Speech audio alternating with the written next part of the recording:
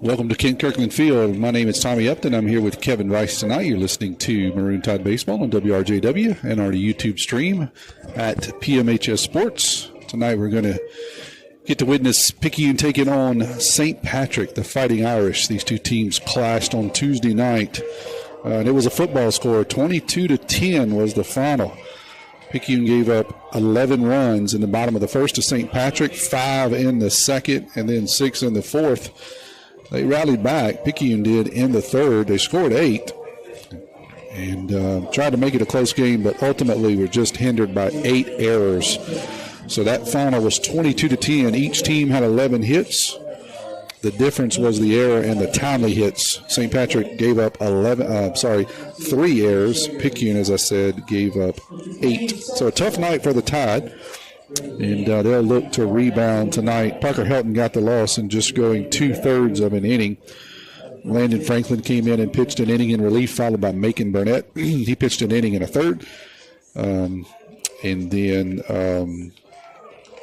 Tyler Stockstill came in to close it out for the Tide. So that's looking back at Tuesday night. Looking ahead tonight, let me give you each lineup. First for Picayune, Justin Stockstill is going to be leading off playing left field for the Tide. Parker Helton will be out in center field tonight hitting second. Cooper Moreau will be at third base and hitting third. Mason Rubel will be at first base, batting cleanup. Landon Franklin will be the designated hitter tonight. He'll be hitting for Ian Herring. He'll be at second base. Turner Pugh will be in right field, batting sixth. Colt Robertson will be on the bump tonight for the Tide and be hitting in the 7th spot. Mason Bayless will be behind the plate, Colt's battery mate, and he'll be hitting in the 8th spot. And Brunson Stockstill will be in right field and playing shortstop tonight. Be batting ninth and playing shortstop tonight. So that's how the Tide lines it up. I'll give you the lineup for the Fighting Irish of St. Patrick. Aiden Lee will be out in center field and leading off. Eli Bowen will be at second base. Bennett Rhymes will be at third base. Jacob Alexander, who was, I believe, the third baseman Tuesday night, had a 3-run homer in the first inning. He'll be pitching tonight. Jasper Moran will be catching. Gunnar Ure will be at shortstop. Alden Williams will be out in right field. Trey Zorn will be the designated hitter. He'll be hitting for BC Stoddard, who will be at first base. And Andrew Lowry will be out in left field for the Fighting Irish. So that's how both teams will line up tonight. As I said, the second game of a home series. Picayune falling to them Tuesday night. Beautiful night here at the Kirk. Really no breeze to speak of. Much like Tuesday night, there was very little wind, very heavy dew over in St. Patrick, or over in D'Iberville. So we'll see what the weather looks like tonight. Cool breeze. As I said, really no wind to speak of. Clear night. Nice crowd tonight for a home game on a Friday night. St. Patrick traveled pretty well. They've got a pretty good fan array here tonight, too. So we'll be looking forward to both teams tonight. We're going to step away and hear a word from our sponsor on the Pawpaw's Campers and Cars pregame show. We'll be back in just 1 minute. You can say goodbye to the guesswork. We make it easy as 1, 2, 3. When you come by Pawpaw's Camper City for a trailer or RV. Hey friends, Pawpaw's Campers in Picayune is not that far from where you are. Only 35 minutes from the Hattiesburg Pine Belt area and the Mississippi Gulf Coast. Make that short drive to Picayune and you'll be glad you did. Whether it's a new or used trailer, fifth wheel, or motorhome, Pawpaw's Campers has you covered. Check out Pawpaw's inventory at RVBestPrice.com. That's RVBestPrice.com. Pawpaw's Campers, having fun, selling fun. Pawpaw's Campers and Cars, that's all you need to know. Great service, great price, now isn't that nice? You're gonna love the way we deal. Pawpaw's Camper City in Picayune. Yeah, boy. Yes, sir, yes, ma'am. You're gonna love the way we deal. Tommy Upton along with Mr. Kevin Rice tonight running the camera for us. Appreciate all the work that he does. Let me give you some stats on the Tide. We got just a few minutes. Mr. Jerry Grubbs is currently announcing St. Patrick's lineup, and then he'll announce Picayune. We've had the meeting at the mound, and so we'll finish this announcement. We'll have the anthem, and then we'll be ready for some baseball. I'll cut over when he cuts over to the anthem, so you can hear that. Cooper Moreau has just been on absolute fire for the Tide, still hitting at a 667 clip for the year. So he's 21 of 26, 14. He is 14 of 21. Let me rephrase that, looking at my numbers wrong. 14 of 21 is Cooper. He leads the team with 10 RBIs. Next on the team is Turner Pugh out in right field, hitting at 478. Parker Helton, center field, hitting at 476. Colt Robertson is hitting 429. Brunson Stockstill at 375. Mason Bayless at 353. Landon Franklin at 353. And Mason Rubel at 250. The Tide hitting at 390 as a team. That's pretty good early in the season. So very, very good batting performance, offensive stats for the Tide. From a pitching perspective, Colt Robertson leads the team in innings pitched. He has pitched 13 so far. He's faced 50 batters. He's 2-0 on the season with a save. He's given up 5 runs. 3 runs. 1 of those have been earned. He's walked 4 and struck out 16. Blaine Ash is next on that list. He has given up 2 runs. Both of those have been earned. And 9 walks against 7 strikeouts. Parker Helton has the same number, 9 walks against 7 strikeouts. As a team, 34 walks against 56 strikeouts. And let me give you the team ERA here. Let me scroll over and find that. It is 3.94. So not bad pitching performance, although that we needed a little help the other night. We'll see what the Tide can do here tonight. Here's a national anthem from the Kirk.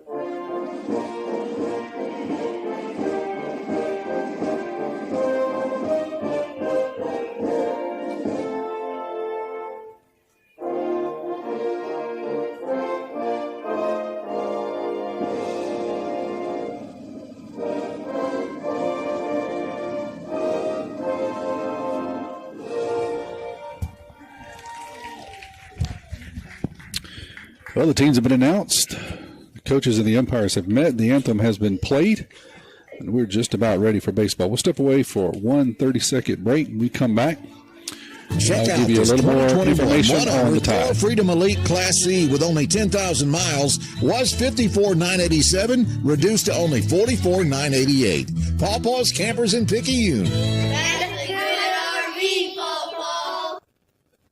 Looking for a gym to help you become a healthier you? The Gym at Picayune is the place to be with its large open facility, modern equipment, and knowledgeable staff led by owner and operator Edgar Woods.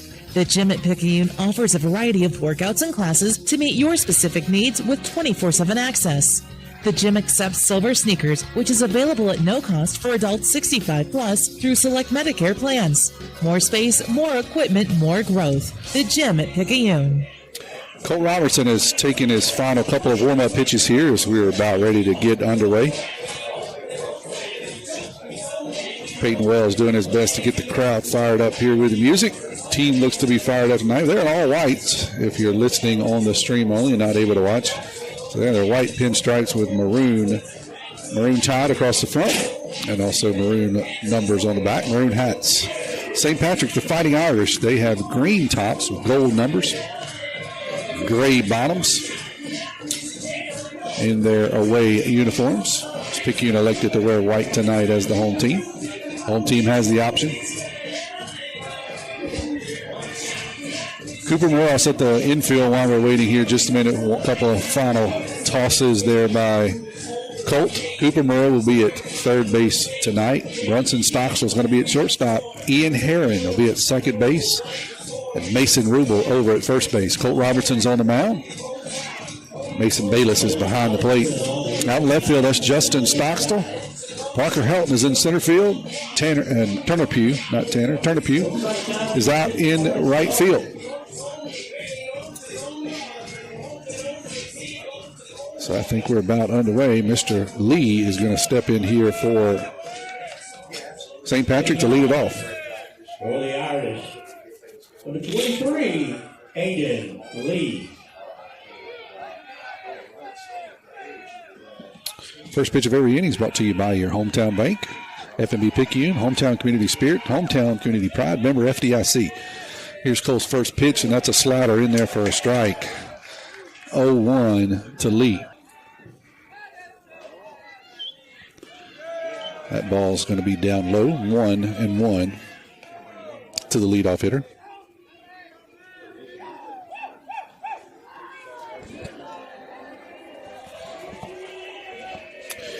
Here's a 2-1 pitch. That's going to be grounded back up the middle. Herron's going to slide to his right, pick it up, make the throw across to Rubel, and they will record the first out of the inning. That'll be 4-3 if you're scoring it from home. Ian had to slide a bit to his right, stayed down low, didn't let the ball get under him, threw it over to Mason, who made a good stretch. It's a good way to get Lee off the base path. It seems like every time we looked up, he was standing at third the other night. First pitch to Bowen up is going to be up high for a ball, 1-0.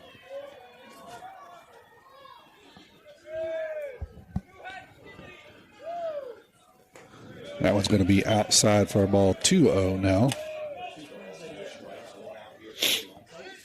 One out, nobody on, just underway. If you're just joining us, Todd looking to rebound from an ugly performance Tuesday night. That slider's going to stay up high, 3-0. Rhymes is on deck, and then the big guy, Alexander, is in the hole. That one's going to be right down Broadway for a 3-0 strike. We're going to count to 3-1.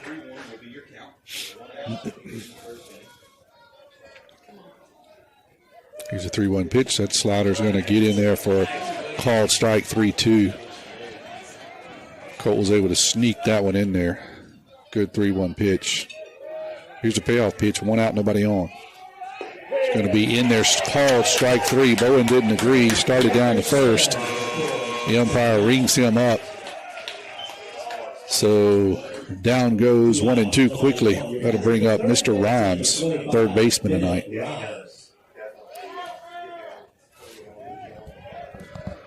Colt's got a really good breaking pitch and not afraid to throw it on any count. See what he can do to keep these guys off balance tonight. First pitch is going to be on the outside corner, 0-1. Good fastball there by Colt. Here's the 0-1 pitch. That breaking pitch is going to stay up just a bit high. 1-1 will be the count.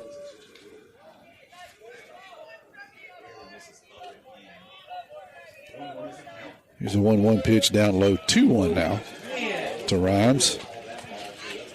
That one just missed off the outside corner. Picayune faithful was trying to get that call.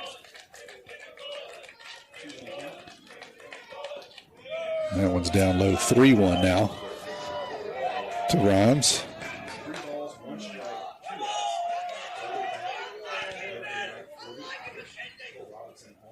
I don't know that we saw a left-hander in the varsity lineup the other night. Everybody hit from the right side from St. Patrick. We'll see if that changes tonight. Here's a 3-1 pitch. That's going to be lifted out into shallow right field. Turner Pugh is going to go to his right, and he will record the third out of the inning. 1, 2, 3. Go the Fighting Irish. We're headed to the bottom of the first. You're listening to Maroon Tide Baseball on WRJW. 1, 2, 3. First Place Express Car Wash in Picayune would like to say a huge thank you to their loyal customers. First Place Express Car Wash is happy to serve its local community with 2 locations, Highway 11 North just past Coast Electric and Highway 43 South just a quarter-mile east of I-59 at Exit 4. First Place Express Car Wash is locally owned and operated. You know they'll treat you right. Remember, when it comes to your vehicle's shine, First Place Express Car Wash in Picayune will have you saying, if it doesn't shine, it ain't mine. Hey people, Pawpaw's Campers in Picayune will be having a Mardi Gras sale beginning Thursday, February 27th through Mardi Gras Day, March 4th. They'll have all the great lines such as Rockwood, Catalina, Freedom Express, Wildwood, Sportsman, Heritage Glen, Four Winds, Sunseeker, and Coachman. Get your parade on, then make that short drive to Picayune. Go to pawpawsniceprice.com and browse this sale. Pawpaw's Campers, having fun, selling fun. Justin Stockstill, Parker Helton, Cooper Moreau. There's your first 3. They all hit from the left side, facing the right-handed throwing Alexander. Tall right-hander, got a pretty good fastball, it looks like. We know he can hit. He hit a bomb the other night off of Parker. He's taking looks like 2 more warm-up pitches, and then we'll see his first pitch of the inning. And that pitch, and every first pitch of the inning, is brought to you by your hometown bank, F&B Picayune, where they're Picayune Marine Tide proud. Stop by the main branch at 121 East Canal for all your banking needs.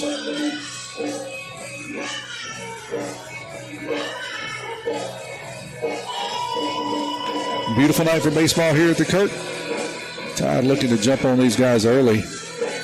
We've seen these guys over the last few years, and I said it Tuesday night. I'll say it again if you weren't able to join us. Their pitchers all look really very similar in their style and their approach, which tells me they've got a pretty strong pitching coach, teaches the same mechanics to everyone. And they also have really, really good sliders. Everyone we've seen for the last 3 years has a really good slider. It gave us some fits the other night, and it's given us fits over the last few years. So we'll see if we can make that adjustment early tonight. Here comes J-Stop. He'll step in here and see if he can lead us off for the Tide. First pitch he sees from Alexander is going to be fouled right past Coach Evan down at third base. Not much of an effort at all from Coach Evan tonight. He's been up and down in his effort with me this year. Sometimes I see a pretty good effort. He'll go after a ball. Other times he'll just olay it as it goes by. That was an olay. Here's your 0-1 pitch. Not adjusted. That's going to be swung and fouled back. 0-2 quickly to J-Stop. Parker Helton's on deck. Tide senior center fielder. Followed by Cooper Moreau, who has been on absolute fire. See if we can sneak him in the lineup about every 4th batter tonight. Here's the 0-2. That's going to be popped back up the middle. Grounded to second. He'll pick it up, and Justin will beat it out. Going to have to score that hit. It was a high chopper over the pitcher's head. Second baseman had to go to his right, and I thought he was going to catch it in plenty enough time, but he just didn't get in a hurry. And J-Stock can run, especially coming out of that left-handed batter's box, and he beat it out. So you got to score that a hit. Infield single for Justin. Parker Helton's been swinging a hot bat, too. He'll step in now with a runner at first, nobody out. Here in the bottom of the first, no score. Alexander's first pitch to him is going to be in there for a called strike, 0-1. There's that slider. You're going to see a lot of it tonight. Not afraid to throw it at any count. Alexander's going to come set. Take a look over at Justin at first. Going to throw over there. And if they had a radar gun on that one, it's probably 103 that he threw over to first base. He was not playing. Justin beat it back easily, though. Here's the 0-1 pitch to Petey. That's going to be swung on and missed, 0-2.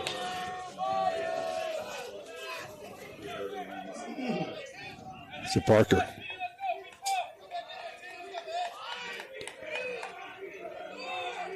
Alexander taking a long look, couple of shakes to his catcher. They decide on a pitch. He comes set. That one's going to be swung on and missed. There's the slider again. Parker just kind of waved at it, got fooled. That'll be the first out of the inning. That'll bring up Cooper Moreau.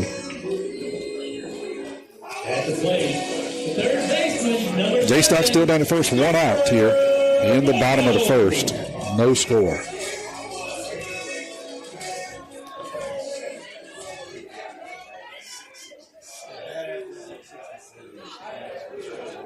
As I said earlier, Coop comes in there hitting at 667. He's going to raise it as he singles out into left field. First pitch he sees. He slaps it out into left field, and he'll just up his average a little bit more tonight. He'll stand down at first. Justin is now at second. That'll bring up the big first baseman, Mason Rubel. He'll stand in here with the runners at first and second. Landon Franklin will be on deck for the Tide.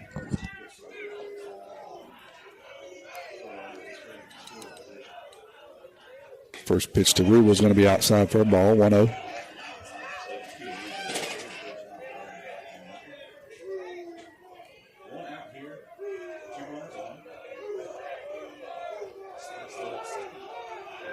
Rubel's going to ask for time, and it will be granted. He'll step out.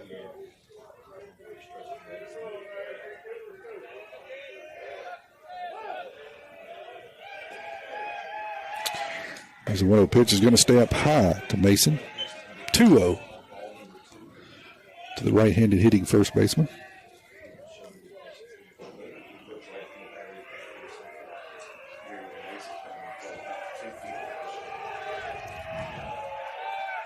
Alexander comes set, takes a look at Justin at second, and throw a slider in there for a strike. Mason tried to turn into it. Broke across the inside part of the plate. 2-1 now to Rubel.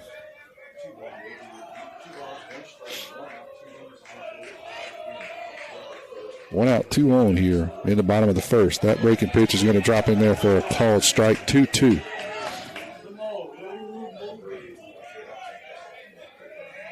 Steady diet of breaking pitches so far to Rubel. See what he gets here, 2-2.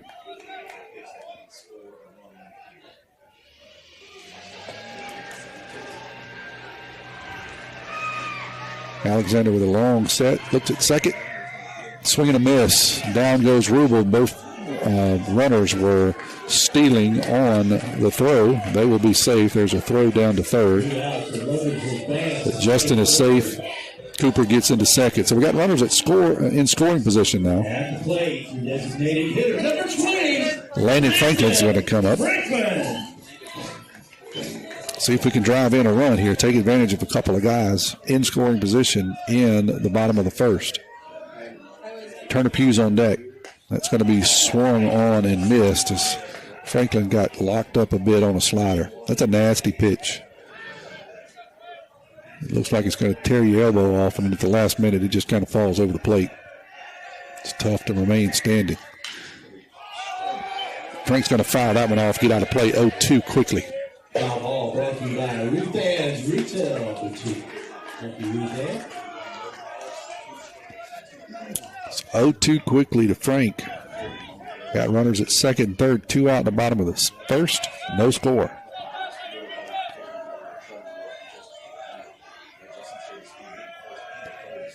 That one's going to be hit on the ground and get through by shortstop. That'll score 1. We're going to send the second runner. Here's the play at the plate, and Cooper is safe.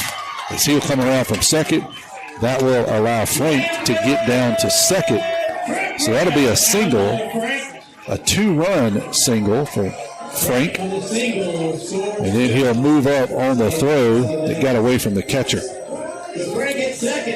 So good job there by Frank. He got locked up 2 times on a breaking pitch, but he didn't miss the third one as he hits it out in that 5-6 hole between third base and shortstop. Drives in 2 runs. Aggressive base running by the Tide early. Turner Pugh will step in now for the Tide. He'll hit with Frank down at second. Tide's take to an early 2-0 lead. That one's got first pitch is going to be outside for a ball, 1-0. Colt Robertson is on deck for the Tide.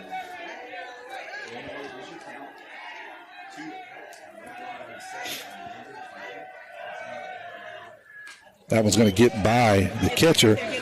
Frank's going to try to get down to third. He will. Ball kicked back. I thought it was going to be a close play down at third, but Frank was able to beat it out. Reads the ball in the dirt. Gets there. 2-0 count to Turner.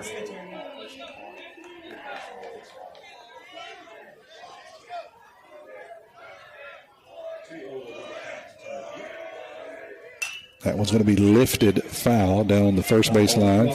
First strike 2-1 now. Tide scored 10 runs Tuesday. Usually when you score 10, you have a pretty good chance of winning, but not when you give up 22. So I think we can score here. We just need to play a little bit better defense than we did the other night. That one's going to be up high.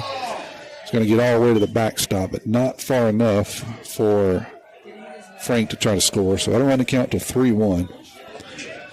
It's one of the things about the brick backstops, which is pretty popular, and Picayune put one in a few years ago here. It's brick or cinder block at the bottom up for 24, 26 inches. And if a ball hits that, it kicks back really, really fast. So hard to steal home plate here. That one's going to be outside for a ball to Pugh. He'll head down to first. And the runners at first and third. That'll bring up the pitcher, Colt Robertson. That's going to draw a walk out by the catcher as he'll have a conversation with his pitcher. It's Morgan. He's going to walk out and talk to Alexander. So far, Alexander has thrown 20 pitches here in 2/3 of an inning. He's given up 3 hits, 2 runs. Both of those have been earned. 2 strikeouts and 1 walk. See if Colt can make him pay a little bit more here. First pitch to Colt's going to be lifted out into shallow center field. Lee's giving chase. The shortstop's going back, and shortstop will pull it in. So we'll strand 2, but we do score 2. We're headed to the top of the second. Picayune leads it 2-0. Nobody protects you from mayhem like Allstate. I'm thick-cut bacon sizzling on your stove. And while you were over there smearing your bagel, this little piggy went on a splatter spree. And if you don't have the right home insurance coverage, you'll be crying wee, wee, wee over this fire in your home. So get Allstate. Jason Paget has offices in Picayune. Make sure you have the right coverage. Give the Paget Agency a call today. 601-798-7005. Subject to terms, conditions, and availability. Allstate Vehicle and Property Insurance Company and Affiliates, Northbrook, Illinois. Abby Turnage, lead mammography technologist, Highland Community Hospital. Mammograms are important because they help us do early detection. A mammogram is never going to keep you from getting breast cancer, but early detection is what is going to make you have your best possible outcome. We want you to get your mammogram as early as possible, and you should have those yearly beginning at age 40. Highland Community Hospital, here when you need us most. We are back here in the top of the second. Tide leads this one 2-0. I want to remind you that the first pitch of every inning is brought to you by your hometown bank, FNB Picayune, the place for all your banking needs. Miss Susan Wilson and her staff are ready to service you at their North Picayune branch on Cooper Road, just off of exit 6. Go by and see Susan for a loan.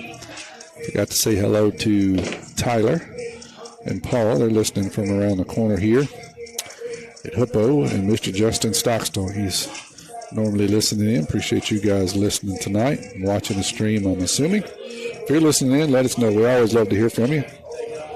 601-590-5950.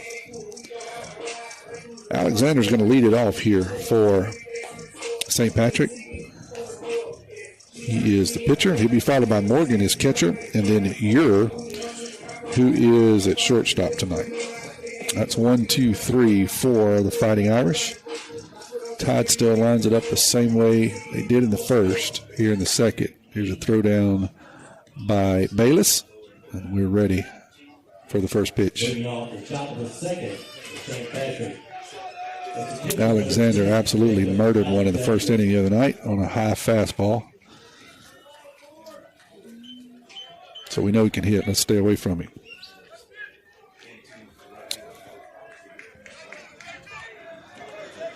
Here's Colt's first pitch to Alexander. That's going to be called for strike 1. Nasty slider 2. Colt says, I can throw it just as good as you can. Here's the 0-1. Another one that just missed off the outside corner, 1-1.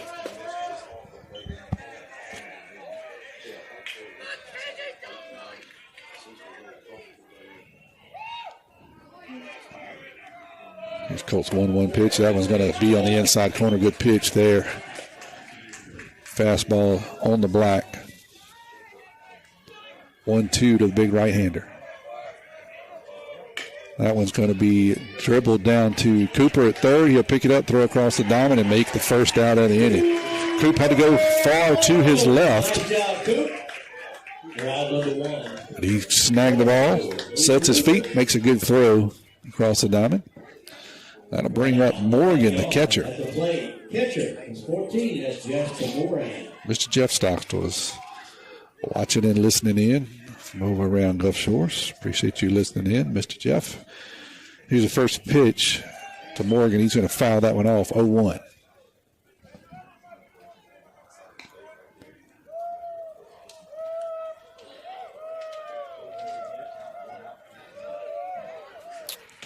That pitch is going to be down low for a ball, 1-1 now. Your shortstop's on deck. Followed by Williams, the right fielder. Here's a 1-1 pitch. That one's going to be hit hard. Straightaway center field. Parker Helton turns around, gets on his horse, but that's going to be over his head and over the center field wall. And an absolute bomb again here by Morgan this time. He got a fastball up, and he did not miss. One thing I notice about these guys, they can hit the baseball hard, especially if you make a mistake. And Colt left one just a bit high. So St. Patrick will cut the lead in half here with a big fly by Morgan. 2-1 now here in the top of the second. Ure will stand in now, the shortstop. Williams, the right fielder's on deck. That ball was crushed. I thought off the bat maybe Parker had a chance. I didn't know if he could catch it or maybe get it off the wall, but it just kept going, never really started down. That first pitch is going to be fouled off for a strike, 0-1 to the St. Patrick shortstop. That breaking pitch is going to be in there for a strike, 0-2. Good slider there by Colt.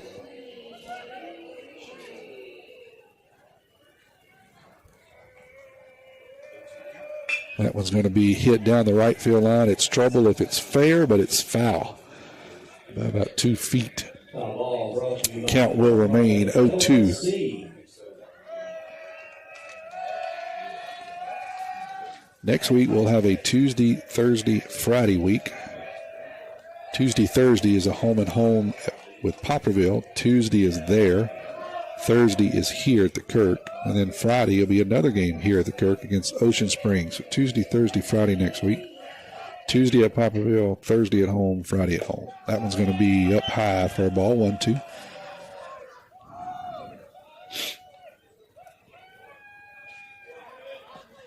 We do plan on covering all three of those games. Swing and a miss for strike 3 as Ure gets fooled on a breaking pitch. So it'll be 2 outs now for St. Patrick. That'll bring up Williams, the right fielder, followed by the designated hitter, Zorn.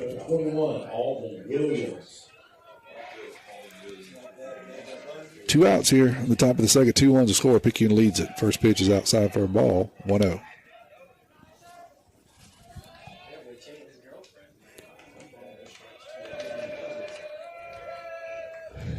That one's going to bounce outside. 2-0 now to Williams.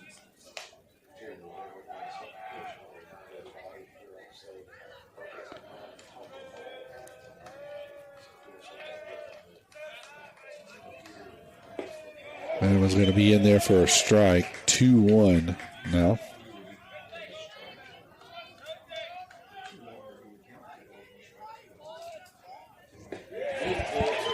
Called strike 2 on a good fastball there by Cole Robinson.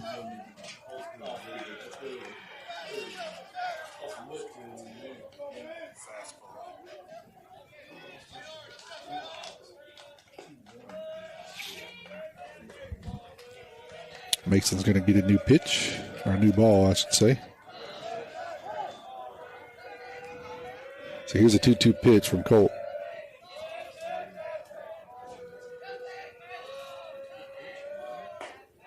Just off the outside corner, just miss. 3-2. It's a good pitch and a good miss. See if we can set him up here for something. 3-2, 2 outs. There it is. Breaking pitch locked him up. So he'll head back to the dugout. We head to the bottom of the second. Picayune leads this one 2-1.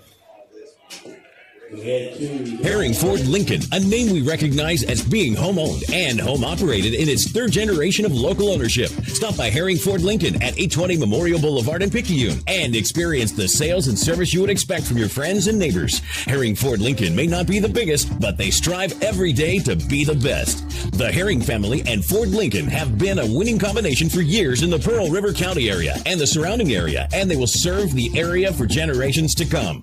Herring Ford Lincoln, a hometown tradition. Get ready to satisfy your cravings with Sonic Drive-In's all-new Double Queso Smasher with 2 Angus beef seasoned patties smashed and seared. It's crispy on the edges and juicy in the middle, layered with 2 slices of melty American cheese, creamy white queso, crunchy tortilla strip, sliced jalapenos, diced onions, and a creamy Southwest sauce, served on a pillowy soft potato bun. Get yours today at Sonic Drive-In on Highway 11 North in Picayune. Go ahead, push that red button for happy eating at its best. Be first in line, order online at Sonic Drive.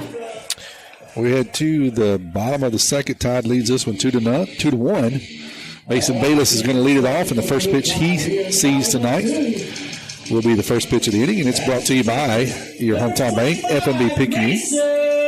They always put you first. Stop by the South Branch and see Miss Tracy Acker on Memorial Boulevard for all your banking needs. Here's the first pitch to the Tide backstop. That one's going to be lifted into shallow right field. Now it's going to kind of backspin into the infield. The second baseman will settle under it and make the first out of the inning. So one pitch, one fly out to 4. That'll bring up Brunson Stockstill. Nobody on. The batter is the shortstop, number 9, Pete Brunson Stockstill. Brunson playing shortstop tonight. Utility guy for the Tide. He can play in multiple spots depending on who's pitching tonight. He's at shortstop. That one's going to be up high for a ball. 1-0. Alexander up to 23 pitches so far on the night. That one's going to be up high for a ball. 2-0 to Brunson.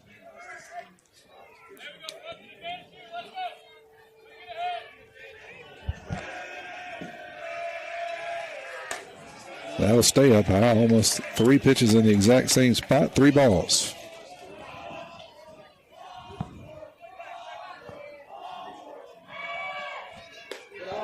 We'll make it 4 in a row, and that'll put Brunson down at first. Flip the lineup back over to Jay Stock. Being out of infield single earlier, his first at bat. This time he's going to hit with a runner down at first.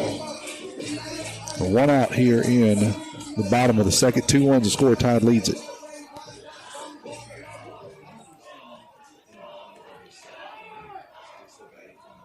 Umpire's going to call time. Not sure what he's calling time about. He's advising Coach Evan that the team can't chant something. I'm not sure what they're doing, but he advised them not to do it. So with a word of warning, we'll start over again here. That one's going to be down low to Justin. 1-0. They were chanting something. I didn't hear what it was. I don't think the chant was offensive. I don't know if they were banging or something, saying a name, something. The umpire urged them to stop it. Here's the winner pitch. Brunson's going to steal second, and he'll be there easily on that stolen base. So that'll be 2-0 count to Justin, and Brunson will stand at second. Parker Helton will be in the on-deck circle for the Tide. Here's a 2-0 pitch.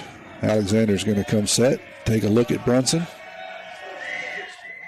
and deliver a fastball right down the middle, 2-1.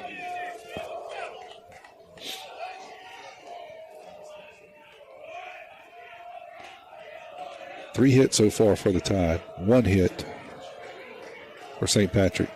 Neither team has committed an error thus far. Quite a different early start than it was this game Tuesday night. Here's a 2-1. That's going to be called strike 2. Looked to be a bit out, but the man in black said it was there. 2-2. My goodness. Lord have mercy. I'm taking it up for Tanya. One out here. Runner at second. Bottom of the second. And that one's going to be up high, 3-2.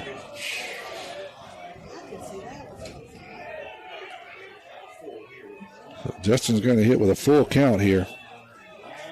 See if he gets a fastball or if he's going to get that breaking pitch here, 3-2.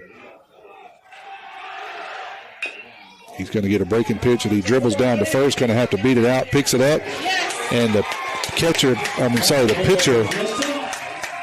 we'll see how they scores that. He does a perfect block to his first baseman and does not allow the first baseman to get to the bag. So it was dribbled down the first baseline. The first baseman comes in, picks up the ball. The pitcher is running to first to cover first, but instead of peeling out and getting out of the way, he actually stops in between the first baseman and first base.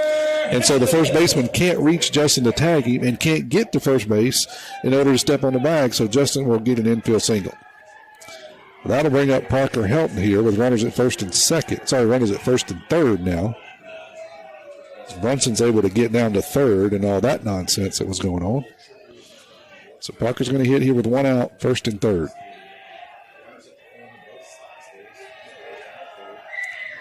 Swing and a miss by Parker. Just a play you don't see very often that the first baseman actually blocks the pitcher. The pitcher actually blocks the first baseman from being able to get to the bag. That's exactly what happened. 0-1 here to Petey. That breaking pitch is going to be hit out into center field. Should be deep enough for for Brunson to score, but he won't have to hurry because the ball is dropped by the center fielder. That'll score one. Here comes Justin. He's going to try all the way from first, and he's going to get there. Throw was a little bit high. Justin was shifting gears coming around third, and he never stopped. So that'll be an error on the center fielder. But it would be a costly error as it allows 2 runs to score. One would have scored either way as the center fielder was drifting away on the catch, but he just couldn't squeeze it. The ball kicks away from him, so Brunson scores easily. Justin, who never checked up and never even looks up coming around third, he slides in for the third run.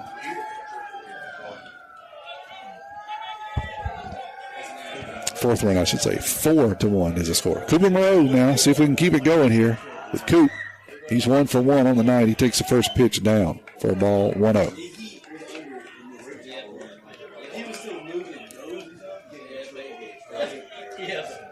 Mason Rubel will be on deck for the Tide.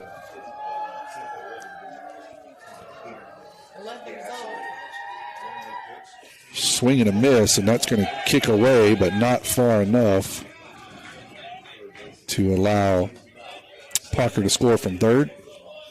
Actually, it kicked all the way back and past home plate. Talked about it earlier. These bricks allow for a big kick. Fairly shallow backstop now, especially since they added the seats in a few years ago. They cut a lot of the no man's land out. So it's a shallow foul territory. Plus you got the brick. That one's going to be hit hard back up the middle. Second baseman's going to knock it down, make a throw over to first, and he dropped the baseball. So that'll be an E4 on a hard hit ball to the second baseman, but it will score a run. So that'll run the score 5-1. Cooper's probably upset because he dropped his batting average 667 to 666. Couldn't hit it much harder, just right at the second baseman who knocks it down. and then makes a throw over to first, but the ball's in the dirt. First baseman could not pick it. That's going to earn a visit by the St. Patrick coaching staff. We'll step away while he has a word with Mr. Alexander. We'll be back in 30 seconds. We got your back, hey. Back pains and injuries, Dr. Moore understands. No more pain, no more hurting. She just uses her hands. She got the #1 clinic that I recommend. She has a lovely crew too, and they'll fix you right up. So call Dr. Moore when that pain gets rough. Cause we got your back, hey, we got your back. We got your back, hey, we got your back. We got your back, hey, we got your back. Moore Chiropractic Clinic, located at 6682 Highway 11 North. Suite 103, Carrier, Mississippi, 39426. We got your back. Mason Rubel's going to stand in here. No pitch and change by St. Patrick, and he's going to hit the first pitch he sees down the first base line, but it will be foul. 0-1 now to Rubel. Landon Franklin's on deck. Rubel's 0 for 1 on the night with a strikeout.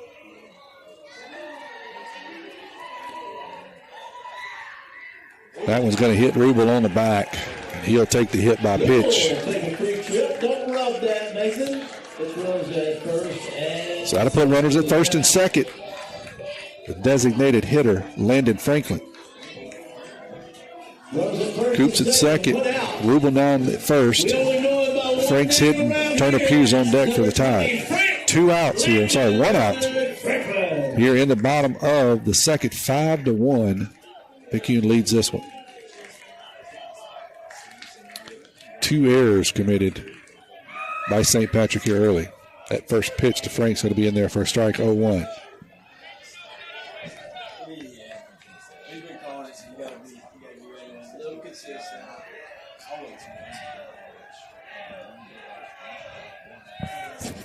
Alexander's going to come set, take a look at second. Deliver the 0-1 pitch to Frank's, going to be down low for a ball, 1-1.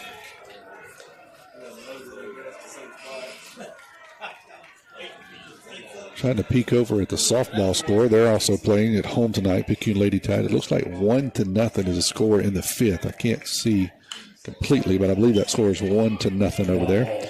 Foul ball there by Frank. 1-2, the count to Landon.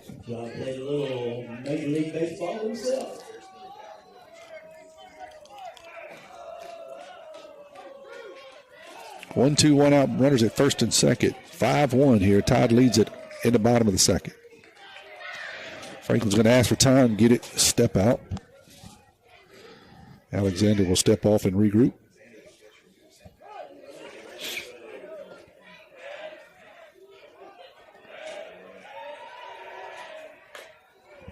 Franklin's going to foul that one into the first base dugout. We'll hold here at 1-2. Tuesday, Thursday, Friday next week.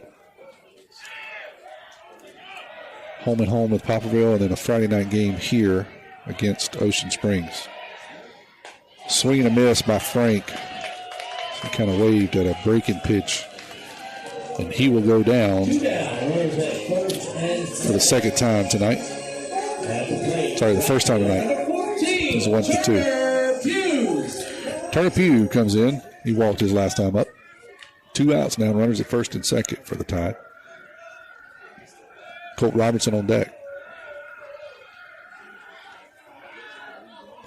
That ball is going to be drilled out into left center field. It's going to fall in front of the left fielder. Here is the play at the plate. Going to be relayed at third, and we're going to be out. Good job of relaying there by the left fielder and by the third baseman. Cooper had to make them throw it with 2 outs. He did everything right. They did everything right. They won that one, as that was a good cutoff by the third baseman. So we'll head to the top of the third. Picayune leads this one 5-1. At Pearl River Community College, my story starts here. Join the Wildcat family and find your path to success today. When you enter Wildcat Country, you're more than just a student, you're family. We welcome everyone, from recent high school grads to returning students or career changers. With pathways that cover every dream and goal, PRCC offers a place for you to grow, learn, and succeed. Come be part of the tradition of excellence, and let's start your journey together at Pearl River.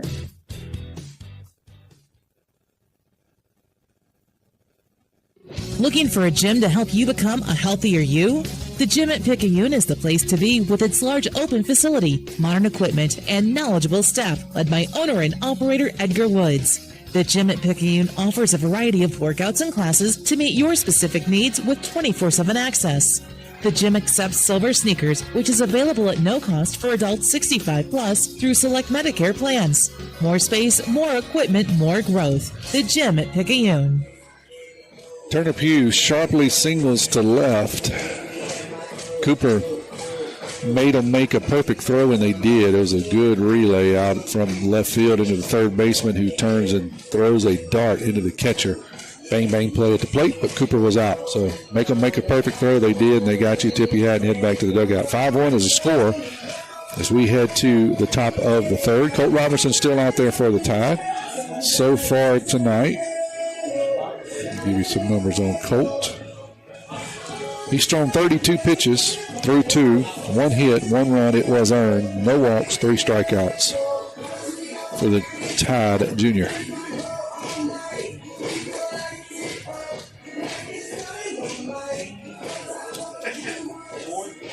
Tommy Upton here at the Kurt, along with Mr. Kevin Weiss running the camera for us tonight. Got a meeting at the mound right now as the whole infield's kind of getting together to talk it up a little bit.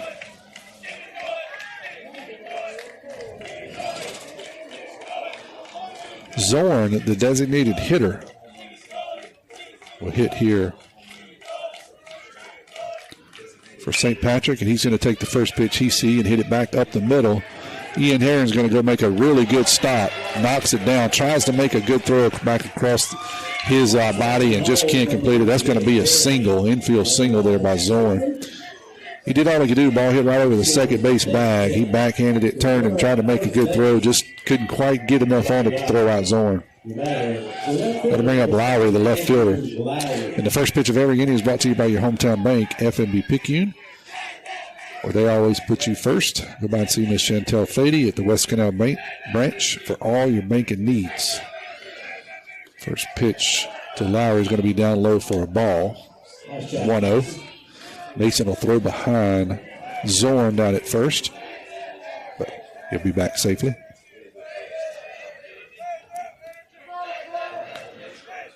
We'll have the Pulse Pastry Shop Mardi Gras Cafe trivia question in the 5th.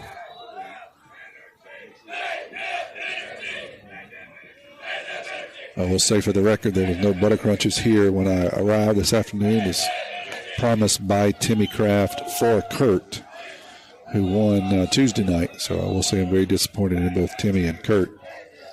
That ball's going to be outside 2-0. I was looking forward to those. Maybe Kurt will come through later. I'm not going to completely write him off yet. Here's a 2-0 pitch. That's going to be inside for a ball. 3-0. It broke a little bit. Tide faithful wanted it. It was close. So I'll just say that it's close. 3-0 to Lowry. That one's not close. It's right down the middle. 3-1. Head back to the top of the order here on deck with Lee.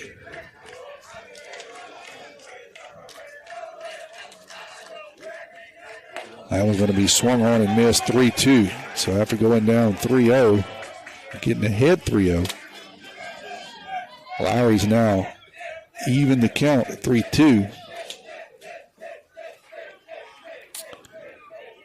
See what Robertson's got left in the bag here. Got a runner at first. Nobody out here in the third. He's going to throw over to first, keep the runner close.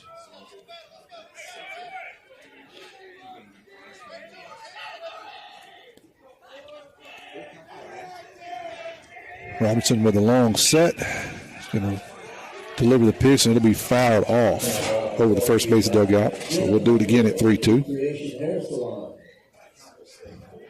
32 runs scored by these two teams Tuesday night.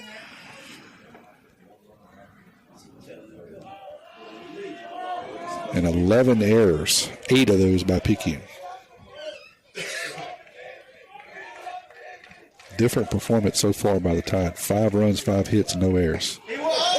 That one's going to be outside for ball 4.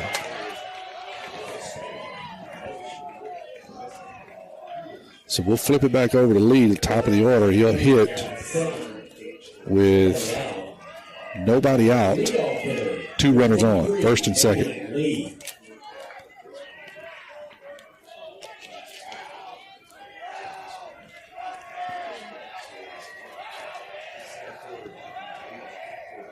Bowen will be on deck, the second baseman. Lee's going to try to lay one down. He missed, so it'll be strike 1. Rubel is in on the grass at first. Coop's going to want to stay at home at third with runners at first and second. So try to get that lead runner if possible. Rubel is not holding the runner. He's way in on the grass, anticipating another bunt here by Lee. This time he does not square, and that ball will be up high, 1-1. These guys laid down a couple of pretty good bunts the other night in some key situations. So well coached.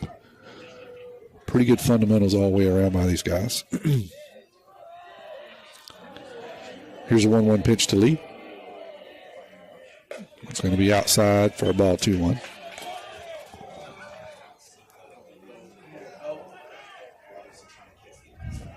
Big hole between short and second as Brunson is shaded way left. Take care of the runner, so we'll see if that comes into play. That pitch is going to be outside, 3-1. Breaking pitch is just missing off the outside corner. Colt wanted that one.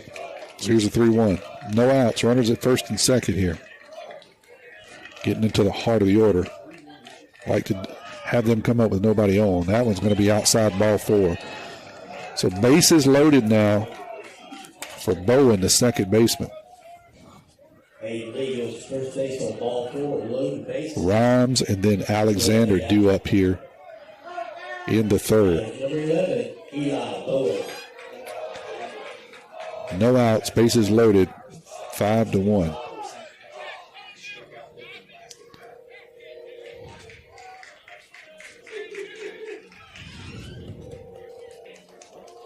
Cole will work from the windup.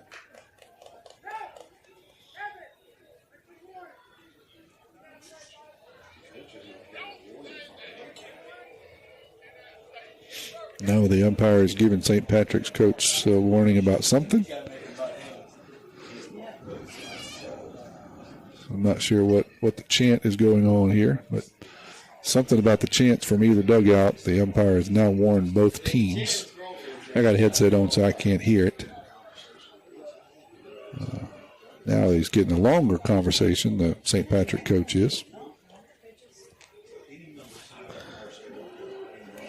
I'm not sure what they were saying, what they shouldn't have said, but very quickly the umpire stepped out from behind hall plate, called time, and warned the third base dugout, the third base coach, who is the head coach.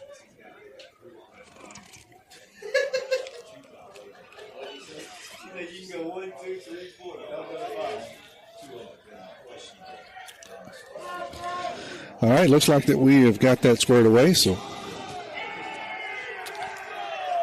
here we go. The first pitch is going to be in there for a strike, 0-1 to Bowen.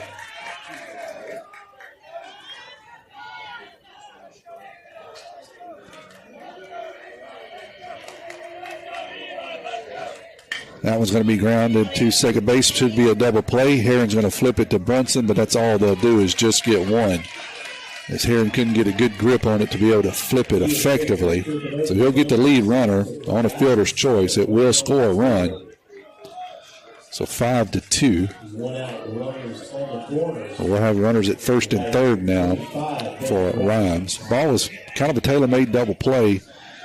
Kicked up at the very end on Ian, and he wasn't able to get a good handle on it and make a good flip over to Brunson for a chance at a double play. That first pitch is going to be fouled off to Rhymes. So 0-1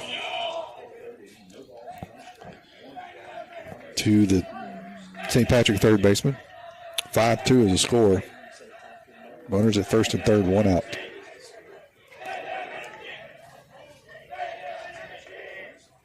That one's going to be outside, 1-1. No game scheduled for tomorrow that I am aware of.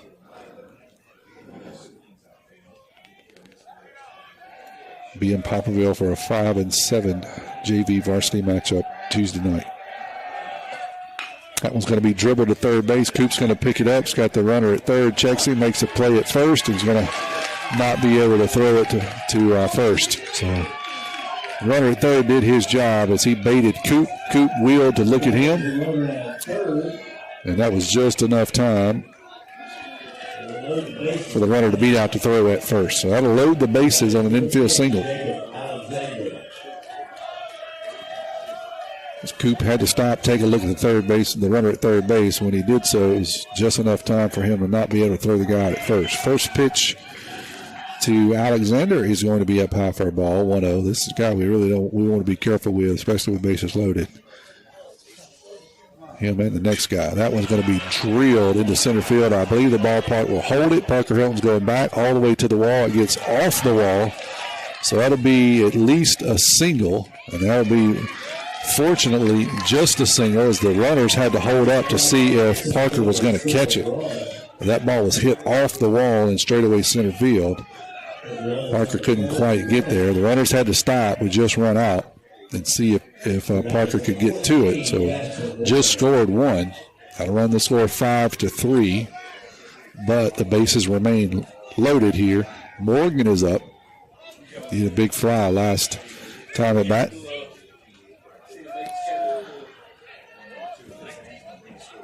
Big catcher for St. Patrick, right-hander. Big kid. He and Alexander both. Big, tall, well-built kids. So Colt's got himself in a jam here. One out, bases loaded. That pitch is going to be down low for a ball, 1-0. 5-3 now the score. St. Patrick's played 2 here in the top of the third. That one's going to be dribbled down the third base line, but foul, 1-1. Foul ball brought to you by Jimmy Thibodeau's photography. Thank you, Jimmy. 1-1, 1 out, bases loaded.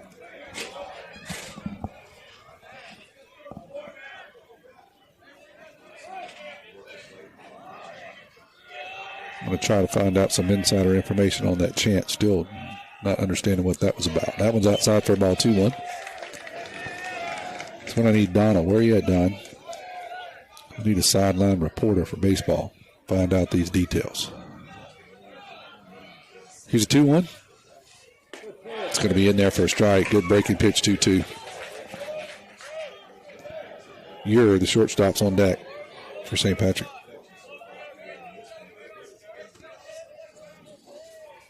Swing and a miss. So for big fly to strike out, that's what Colt does. He makes him wave at a breaking pitch. That'll run the outs to 2. Still got bases loaded. A little bit more manageable now, though, for the Tide. See if Colt can pitch out of here. 5-3 is the score on the top of the third. Tide leads it. That one's going to be outside, 1-0.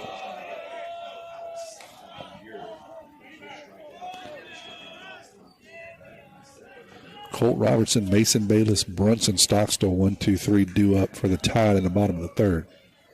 It's on the outside for a ball, 2-0.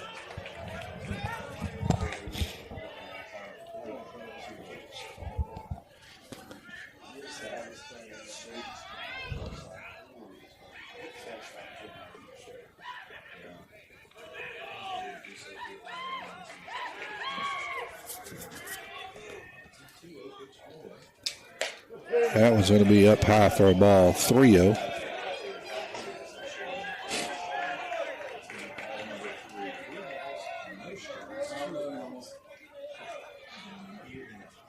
Payoff pitch here. Right down the middle, 3-1.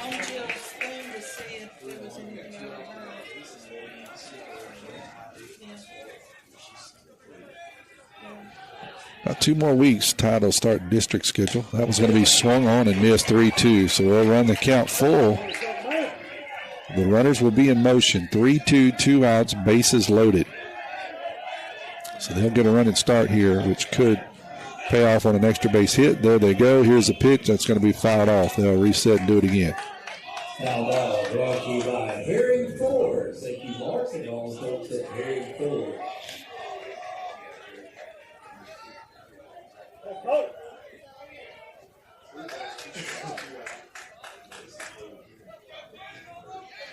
Colt gets a new ball. Here's the 3-2.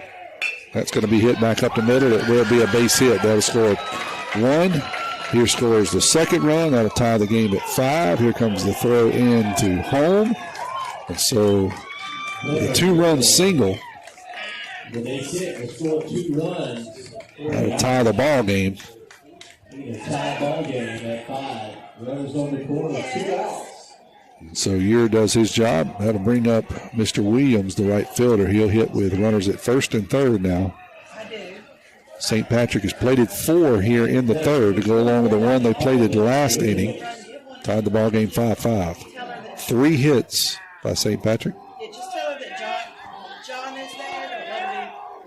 John is there. They've committed 2 errors. Picayune has 5 runs on 5 hits and 1 error.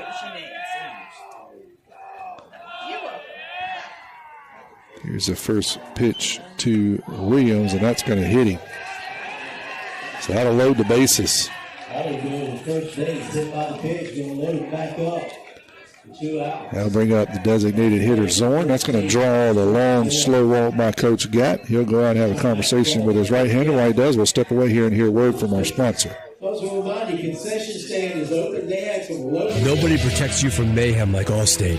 I'm a lost bee that found my way into your car. And now that I'm in here, good luck getting me out. I think it's gone. Wait, no, it's in my hair. And if you don't have the right auto insurance coverage, well, this could be quite a sticky situation. So get Allstate.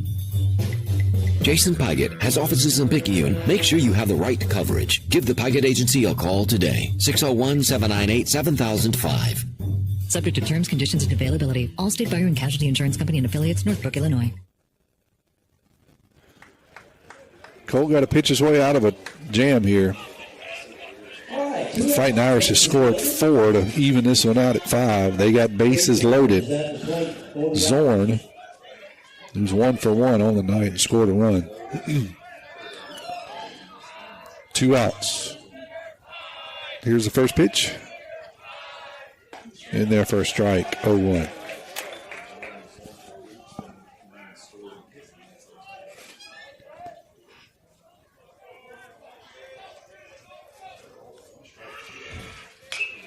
That one's going to be fouled off over our heads, 0-2. Brought to you by FNB Picayune, your hometown bank. FNB Picayune.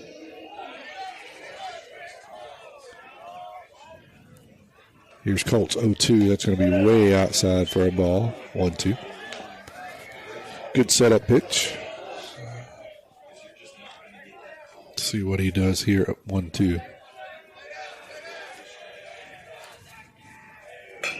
That one's going to be lifted out into shallow right field. That's trouble. Turner's going to go over and drop it. Kicks off his hand, and that'll score 2. Runner at third is going to get caught off of third. They've got him at a rundown. Now that's third into home. Mason's going to run him back to third and tag him out. So mercifully we will get out of here, but not before 2 runs scored on a E9 on a ball hit pretty well out there.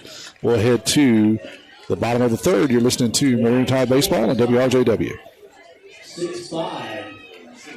We head to the bottom of the third.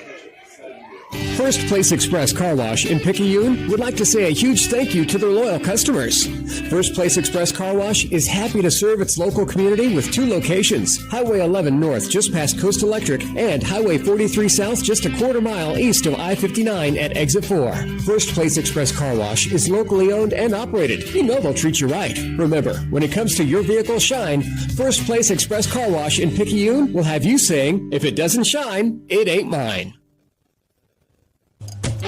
Hey people, Pawpaw's Campers in Picayune will be having a Mardi Gras sale beginning Thursday, February 27th through Mardi Gras Day, March 4th. They'll have all the great lines such as Rockwood, Catalina, Freedom Express, Wildwood, Sportsman, Heritage Glen, Four Winds, Sunseeker, and Coachman. Get your parade on, then make that short drive to Picayune.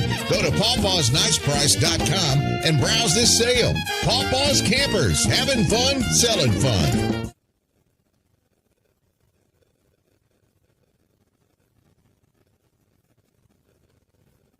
Abby Turnage, lead mammography technologist, Highland Community Hospital. Mammograms are important because they help us do early detection. A mammogram is never going to cancer, but early detection is what is going to make you have your best possible outcome. We want you to get your mammogram as early as possible, and you should have those yearly beginning at age 40. Highland Community Hospital, here when you need us most. Colt Robertson's going to foul off the first pitch he sees over our head for 0-1. The first pitch of every inning is brought to you by your hometown bank, FNB Picayune. Checking savings, loans, and mortgages. If you need it, they've got it. FNB Picayune, your hometown bank.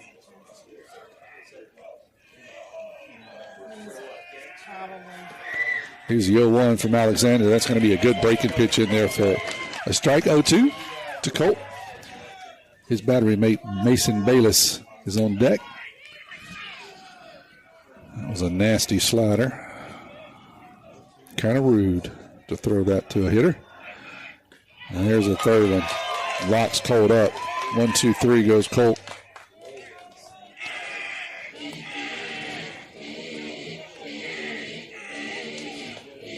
Mason Bayless, Brunson Stockstill, and then he'll flip over to the top. Mason is 0 for 1 on the night. Mason Bayless.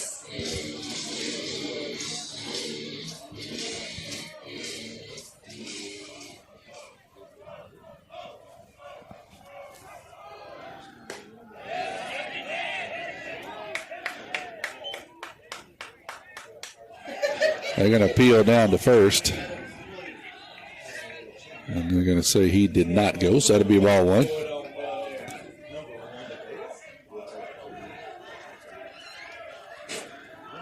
Here's the 1-0. That's going to be hit hard down the left field line, but foul by about 2 feet. That would have been a lot of trouble and a lot of bases. But even for a catcher, but it's not to be. It's be 1-1. Mason.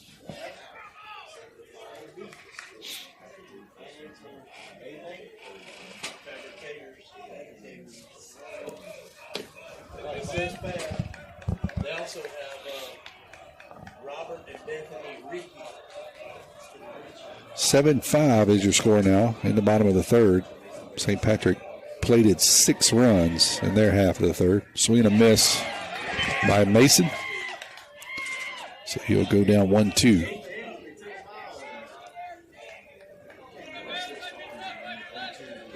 Tide been baffled by that breaking pitch all week, quite honestly. Swing and a miss on another one. 2 outs now. Brunson Stockstill to stand in.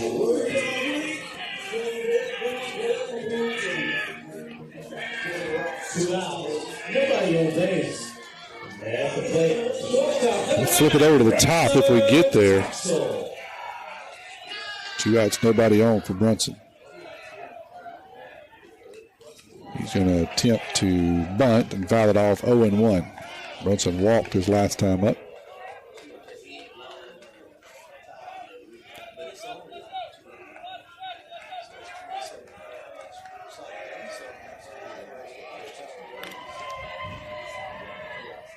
Swing and a miss. 0-2 on a fastball.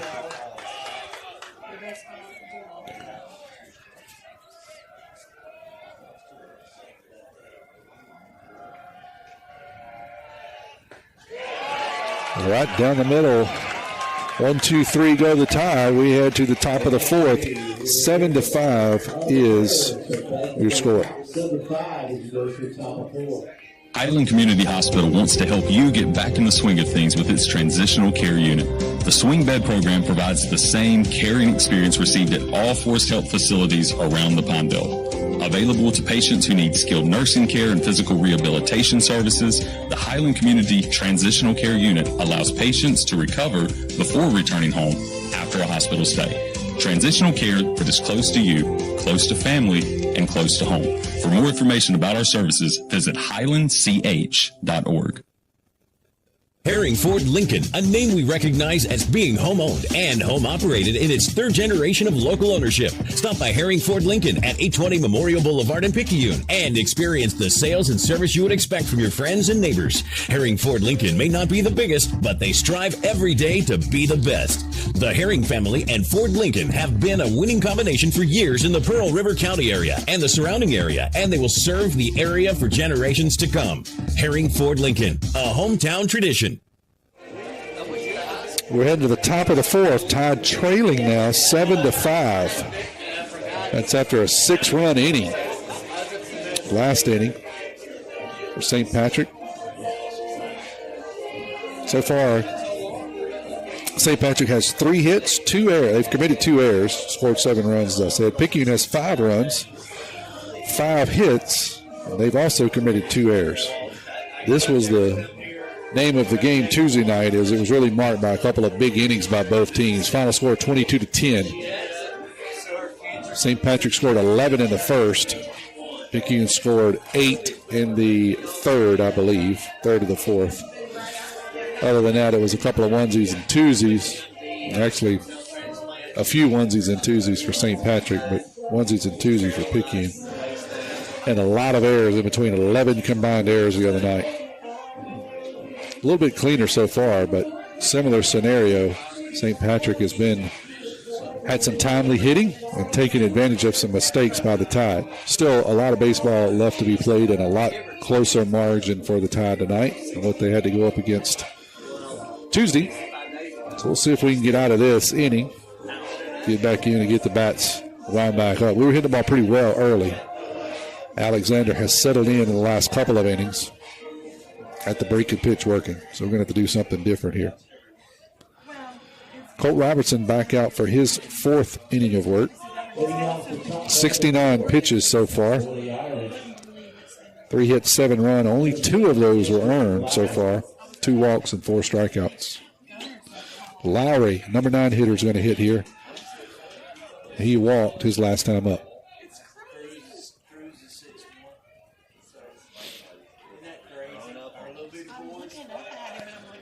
First pitch is going to be hit foul down the first base line, 0-1. The first pitch of every inning is brought to you by Hometown Bank. The FNB Picayune. Come by the main branch and see Sheila Cooper or Linda Penton. Hometown community spirit. Hometown community pride. Here's the 0-1. That's going to be outside for a ball, 1-1. That one looked pretty good from our vantage point.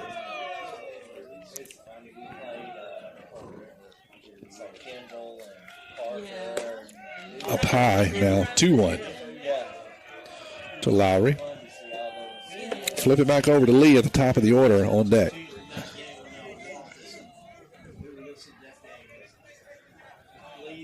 Here's a 2-1.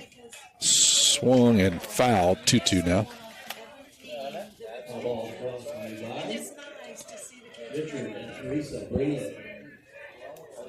Next inning, we'll have the Paul's Pastry Shop Mardi Gras Cafe trivia question. 601-590-5950 is that number you're going to want to text your name and the answer to. 601-590-5950. I'll give you a head start on that. Caught looking is Lowry on a nice breaking pitch. And Robertson will record his 5th strikeout of the night.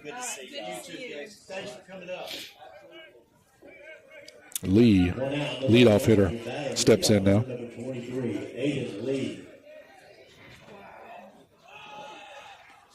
He's going to hit that ball hard and right at Ian Herring. It gets by him. That'll be a single. Herring might have should have had that ball. Tried to backhand it. You can't score an error on that. It's going to be a single.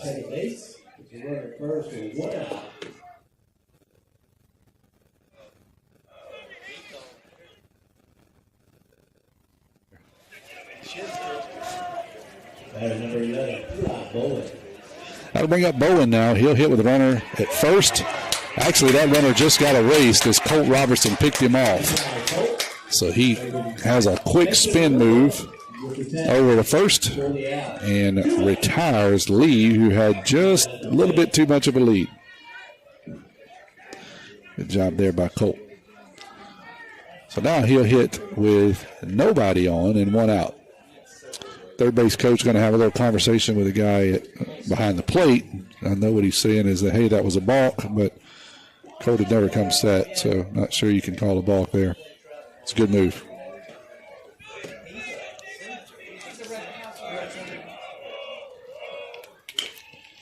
That one's going to be grounded to Brunson at shortstop. He'll backhand it, make the throw across the diamond, and it's safe. They beat it out. That was just a good job of running there by Bowen, the second baseman. Brunson did about all he could do. Ball was hit fairly deep.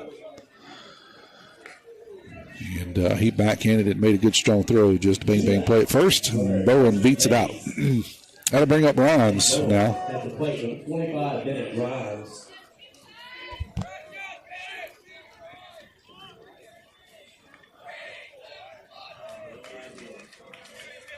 That one's going to be grounded to third. Cooper's going to pick it up, throw it across the diamond, and make the out. That'll be the third out of the inning. So we get a couple guys on, erase one of them with a pickoff, and then get a ground out.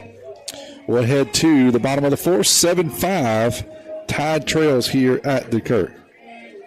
At Sonic Drive-In of Picayune, Tuesday after 5 p.m. till close is Family Night with half-off cheeseburgers.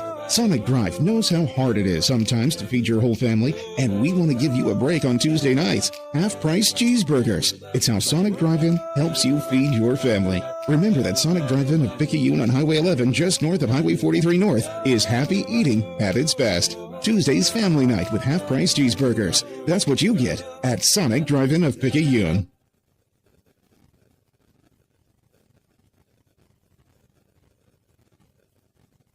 When you wake up with an aching back or sore neck, Dr. Debbie Moore with Moore Chiropractic Clinic suggests you consider making simple changes in your sleeping position to alleviate unnecessary strain on your body. According to the American Chiropractic Association and Dr. Debbie Moore, it's best to sleep on your back or side because laying on your back or side allows your head, neck, and spine to relax into their natural alignment. This will help you wake up pain-free and feeling rejuvenated. Moore Chiropractic Clinic. We've got your back.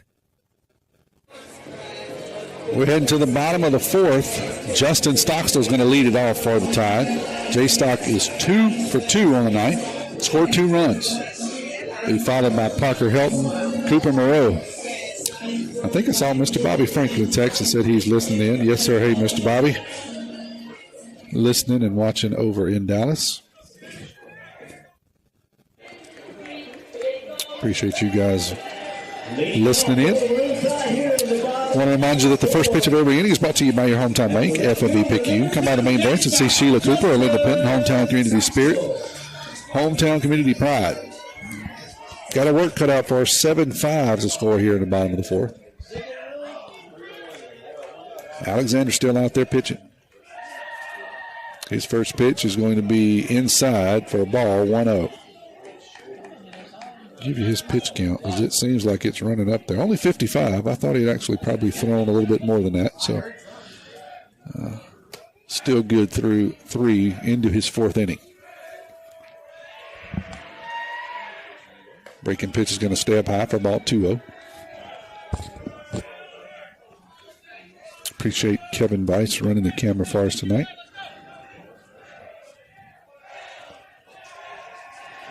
Here's a 2-0, down low for a ball 3-0 now.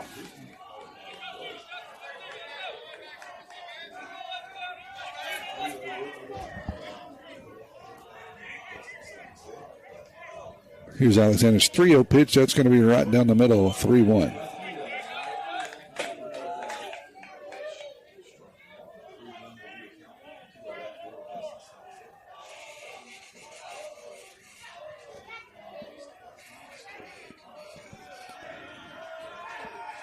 Swing and a miss. 3-2 to Justin now.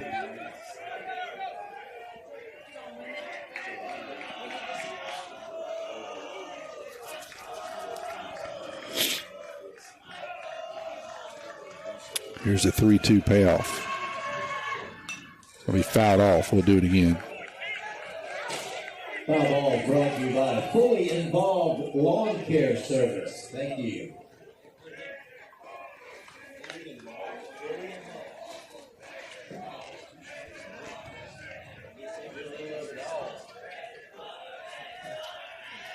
Alexander gets a new ball, starts into his windup. Here's the 3-2, fouled off. We'll do it once again. 3-2. Foul ball brought to you by TJB Construction Company. TJB, thank you. Nobody out here.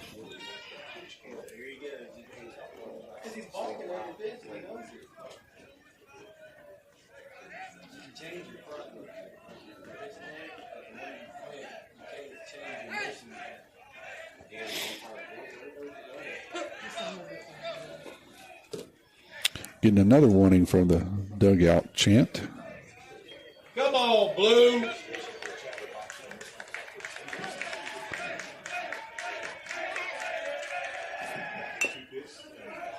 That one's going to be fouled off. Foul ball brought to you by Pride Contract. And we'll do it again at 3-2. Justin is battling up here. Sorry, I had my scoring off just a little bit, so I got a little distracted trying to catch up on the scoring. So I'm not sure how I missed that. I had the wrong batter. So now I think we're updated on the stream if you're watching that. 3-2 here to Justin. Nobody out, nobody on the bottom of the fourth. That one's going to be called strike 3 on a pitch that was questionable. Very, very questionable. But that will retire Justin.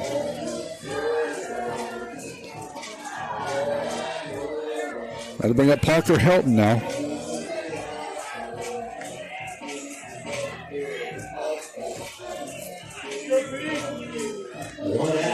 He'll hit with 1 out. Nobody on here in the bottom of the fourth. 7-5, Picayune trails. Cooper Moreau is on deck. Swing and a miss. Petey's first pitch, 0-1. Tide fans very animated after that last called strike there on Justin. That one's going to be hit hard right at the second baseman, and it's going to eat him up. He's going to pick it up, still try to throw over to first and not make it. So you can score that in error. On the second base, and the ball hit hard. He knocked it down. Just couldn't pick it up fast enough to throw it over to first as Parker runs pretty well. So that'll bring up Coop. Cooper Moreau hit with a runner at first here and 1 out. His team trails by 2. Cooper's 1 for 2 on the night. There'll be a throw over to first. It'll get away from the first baseman. That'll allow Parker to get into second. He's going to turn it into third as he rounds second and stands into third. That'll be a 2-base error. A 2-base error by the pitcher on the throw. So he'll stand at third now. There he is, Coop. With 1 out. And that's going to draw a visit by the head coach. While he does that, we'll step away here. You're listening to Maroon Tide Baseball on WRJW. Folks, great time for you to take advantage of our At Pearl River Community College, my story starts here. Join the Wildcat family and find your path to success today. When you enter Wildcat Country, you're more than just a student, you're family. We welcome everyone, from recent high school grads to returning students or career changers. With pathways that cover every dream and goal, PRCC offers a place for you to grow, learn, and succeed. Come be part of the tradition of excellence and let's start your journey together at Pearl River. No changes made by the Fighting Irish head coach. He just has a word with Mr. Alexander, makes his walk back to the dugout. So Cooper now gets ready to take his place in the left-handed batter's box. Mason Rubel is on deck for the tie. We've got a runner at third. 1 out here, Tide trails 7-5 in the bottom of the fourth.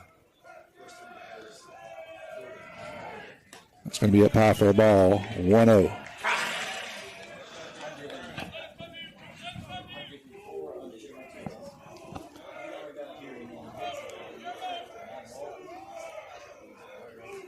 Here's a 1-0 pitch. That's going to be down low for a ball, 2-0.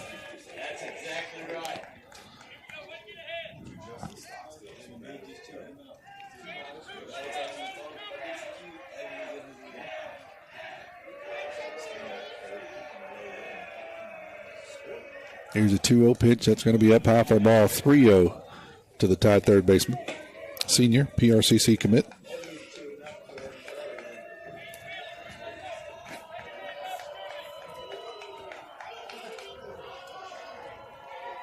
See if he gets the green light. 3-0. He does not, and takes a pitch right down the middle. 3-1.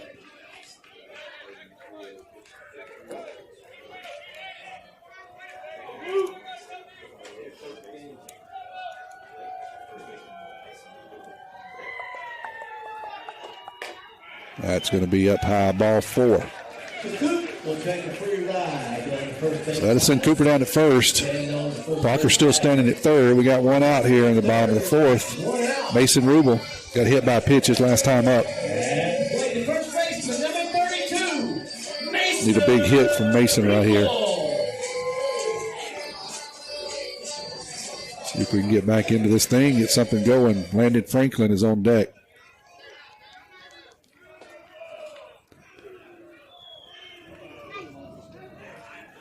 That breaking pitch is going to stay outside for a ball, 1-0. Mason 0 for 1 on the night, got hit by a pitch.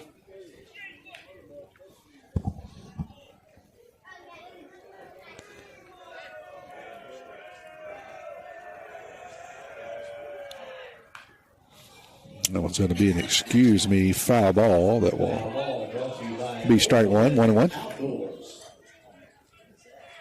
Tried to check his swing and just could not. Coop at first, Parker down at third. Second base needs somebody. 7-5 in the bottom of the fourth. Tide trails it. I think the catcher caught one where he doesn't have any equipment, so he's taking just an extra minute to shake it off. He seems to be okay, takes his position. Everybody resets. 1-1, 1 out, 2 on. Cooper's going to go at first. There will be a throw down, and it's going to sail into center field. So Parker will walk home for the 6th run. So the throw from the catcher just sailed. And, so that'll run the score 7-6.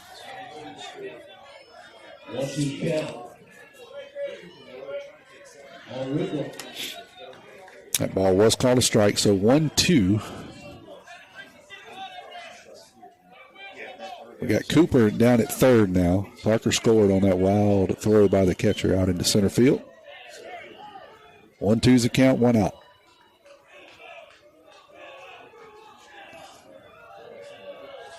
It's going to be outside for a ball, 2-2.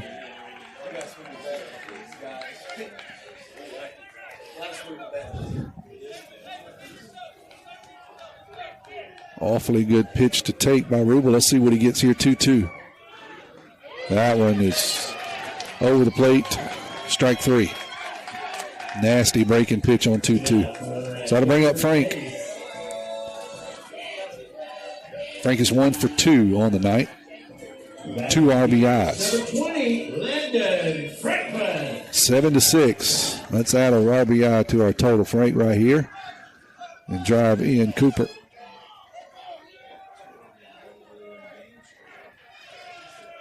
Tide senior DH. He's going to hit that one over the head and do just what I asked him to do. That's going to be a double out into the right center field gaps. Franklin's going to round first. And he's going to ease into second and lock the brakes up there with a stand-up double and a run scoring one at bat.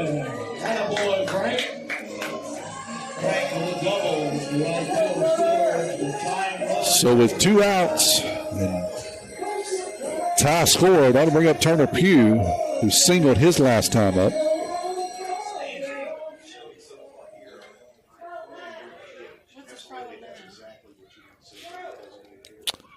Like the catcher's still having some issues and maybe hurt. Maybe that was one of the reasons he threw that ball out into out into center field earlier. I'm not sure what's going on. Got a trainer going to come out and take a look at him. We'll hold it right here. It is 7-7 in the bottom of the fourth. I don't know if he got hit with some dirt earlier or the ball kicked up. Exactly what's going on. Looking at his face, or maybe even a contact or something like that. But that would explain why he airmailed the last throw out into center field. Now we got both coaches looking at him. Landon Frank's going to stand at second after a double. Turner Pugh, as I said, singled his last time up. Alexander still out there pitching for the Fighting Irish. He's 3 2/3, giving up 6 hits, 7 runs. Only 2 of those have been earned.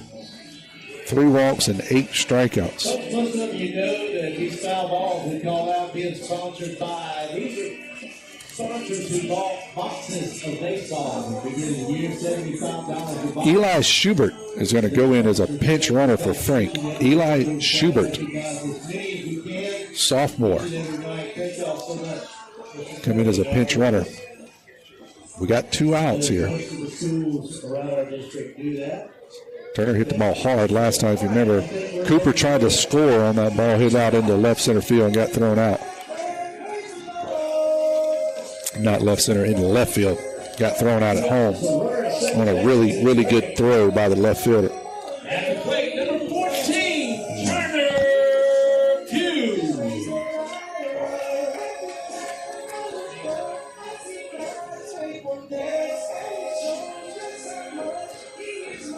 All right, Pugh's going to step in now. 7-7 is the score. Colt Robertson's on deck if we get there. 2 outs.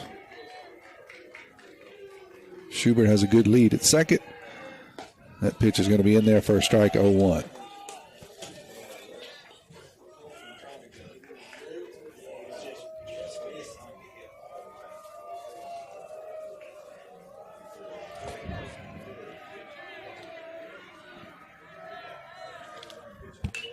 Fouled off. 0-2 now to Pugh. Foul balls brought to you by my friends. 7 runs, 6 hits, 3 errors for Picayune. 7 runs, 4 hits, 5 errors. St. Patrick through 3 2/3. Here's the 0-2 pitch. That's going to be way outside. It's going to kick away from the catcher, so that allows Schubert to get down to third.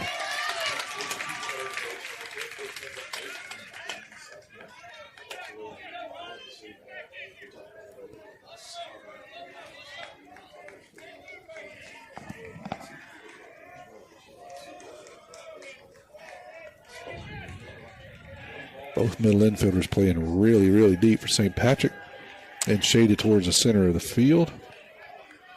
That one's going to be fouled off. We'll hold it at 1-2.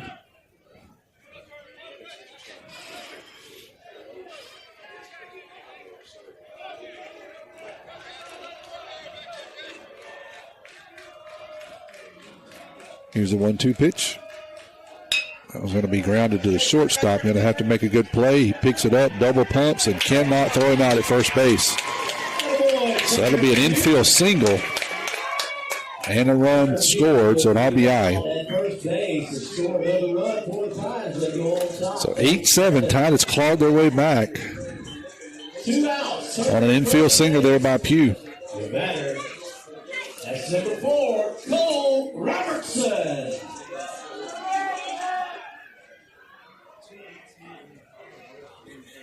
Colt Robertson will stand in now for the tie. First pitch he sees is outside for a ball, 1-0.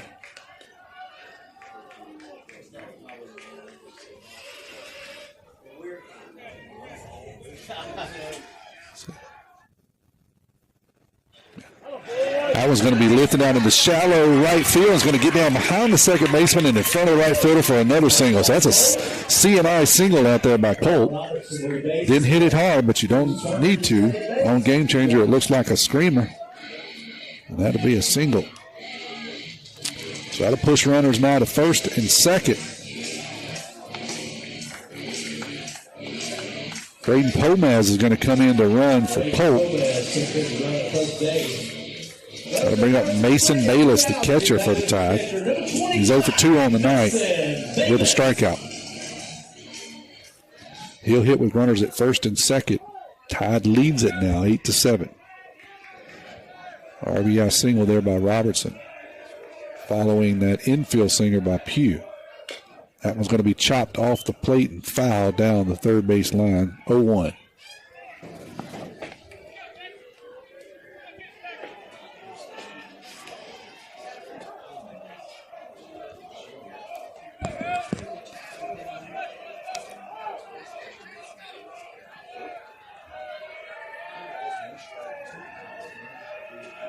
Here's the 0-1 pitch. That was going to be outside for a ball, 1-1. So one of the things we noticed the other night, St. Patrick's pitchers go deep, and as their pitch count increased, the sliders became a little bit less effective. Not quite as sharp. Still good, but not quite as sharp.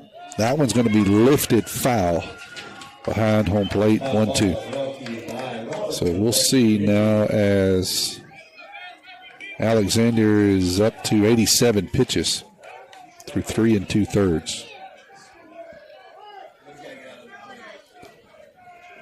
But I guarantee you they got another one that's got a good slider too. They'll run him out here soon. Here's the 1-2. That one's going to be chopped foul down the third base line. A little bit better effort by Coach Evan there. Picks this one up, throws it back into the pitcher. That's really all I'm looking for out of the coach is just a little bit of effort. I don't need much. 1-2, 2 outs. Runners at first and second for Mason Bayless.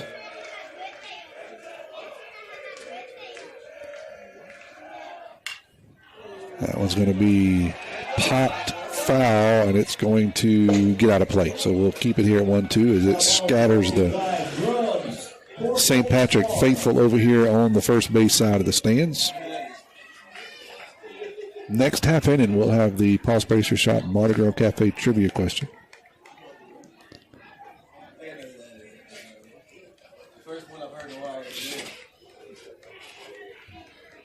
Tuesday, Thursday, Poplarville home and home. Tuesday there, Thursday here at the Kirk, and Friday back here at the Kirk to play Ocean Springs.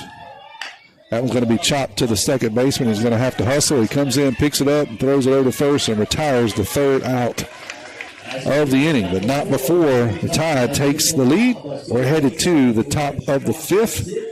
You are listening to the Maroon Tide Baseball on WRJW. Looking for a gym to help you become a healthier you? The gym at Picayune is the place to be with its large open facility, modern equipment, and knowledgeable staff led by owner and operator Edgar Woods. The gym at Picayune offers a variety of workouts and classes to meet your specific needs with 24/7 access. The gym accepts silver sneakers, which is available at no cost for adults 65 plus through select Medicare plans. More space, more equipment, more growth. The gym at Picayune. First Place Express Car Wash in Picayune would like to say a huge thank you to their loyal customers. First Place Express Car Wash is happy to serve its local community with 2 locations, Highway 11 North just past Coast Electric and Highway 43 South just a quarter mile east of I-59 at Exit 4. First Place Express Car Wash is locally owned and operated. You know they'll treat you right. Remember, when it comes to your vehicle's shine, First Place Express Car Wash in Picayune will have you saying, if it doesn't shine, it ain't mine. Hey people, Pawpaw's Campers in Picayune will be having a Mardi Gras sale beginning Thursday, February 27th through Mardi Gras Day, March 4th. They'll have all the great lines such as Rockwood, Catalina, Freedom Express, Wildwood, Sportsman, Heritage Glen, Four Winds, Sunseeker, and Coachman. Get your parade on, then make that short drive to Picayune. Go to pawpawsniceprice.com and browse this sale. Pawpaw's Campers, having fun, selling fun. We're headed to the top of the fifth. Tide leads this one 8-7. And the first pitch of this inning, and every inning, is brought to you by your hometown bank, FMB Picayune. Come by the main branch and see one of our friendly loan officers, Keith Robertson, Judy Lowry, Audrey Spears, David Levy, Christina Ladner, Julie Jackson, Colin Thompson. Your hometown community spirit, hometown community pride. Colt Robertson out for his 5th inning of work. He's thrown 77 pitches through 4. Giving up 4 hits, 7 runs, only 2 earned, 2 walks, and 5 strikeouts so far. Alexander, the pitcher, is going to step in now. He is 0 for 2 on the night. That one's going to be down low for a ball, 1-0. Morgan, catcher's on deck.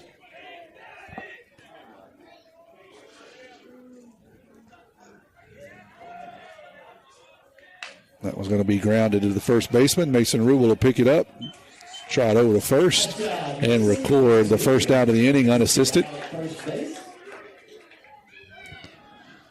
That'll bring up the big catcher, Morgan. It's 1 for 2 on the night. For a home run and a strikeout.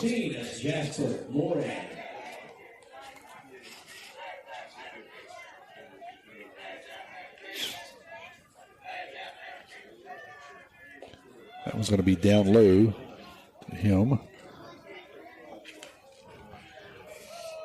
1-0.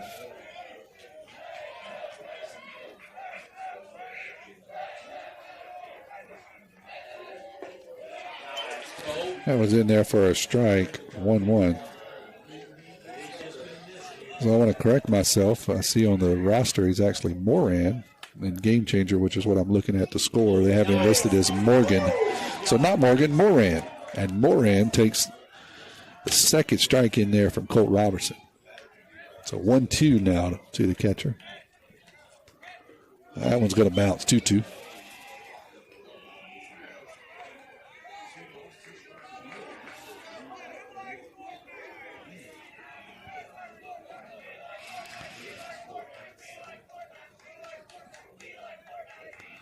That one's going to be hit over the head of Ian Herron at second base and get out into right field for a single. Had him down, just couldn't finish him off, left it up. Moran did a good job of hitting. He takes a pretty decent pitch and deposits it out into right field for a single. His second hit of the night. Your shortstop now standing for St. Patrick. He is 1 for 2 on the night. 2 RBIs and scored a run. And play number 9, old buddy Gunnar Euro. Euro standing here with 1 on and 1 out at the top of the 5th. 8-7 Tide leads this one. His first pitch is going to be fouled off 0-1. Foul ball brought to you by Picayune Donut and Coffee.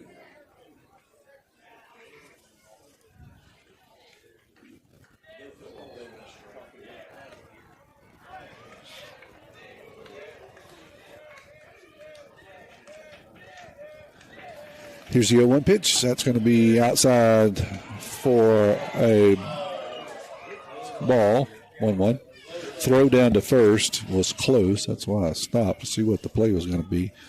But the runner is back safely. Mason Bayless throws behind him.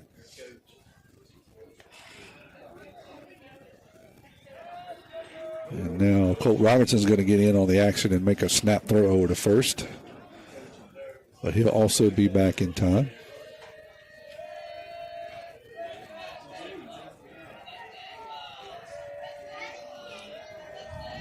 Robertson with a long look at first as he comes set. Here's his pitch. That's going to be in there for a strike, 1-2.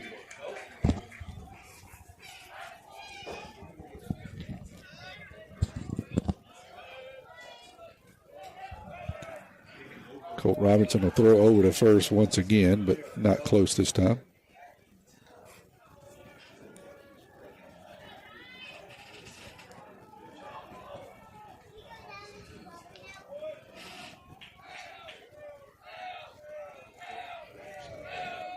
That was going to miss outside 2-2 to Ure. The right fielder Williams is on deck. We're in the top of the 5th. Tide leads at 8-7. Both teams have traded blows all night long, back and forth, helped by a bunch of errors. There goes the runner from first. No throw as the ball's low, 3-2.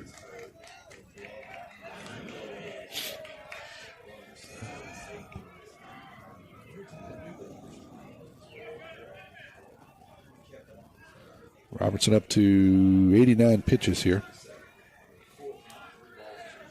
in the fifth. No outs. I'm sorry, one out.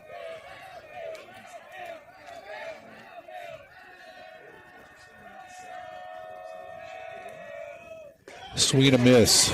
Strike three. Good breaking pitch there by Colt. That'll bring up the right fielder, Williams. At the plate, number 21, Alden Williams.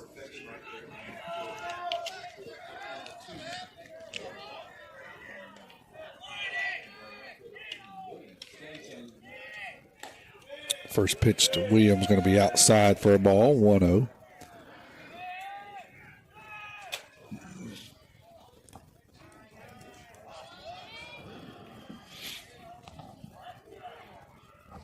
Designated hitter Zorn is on deck.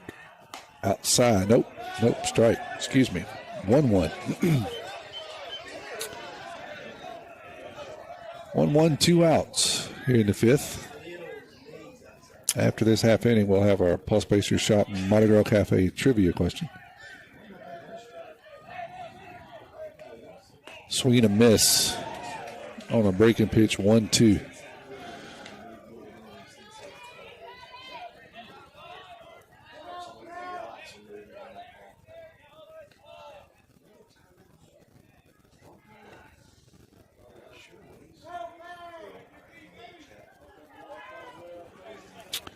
Field umpire having some conversation with the coach. I'm not sure what he was telling him there, but he was instructing something. Quick conversation.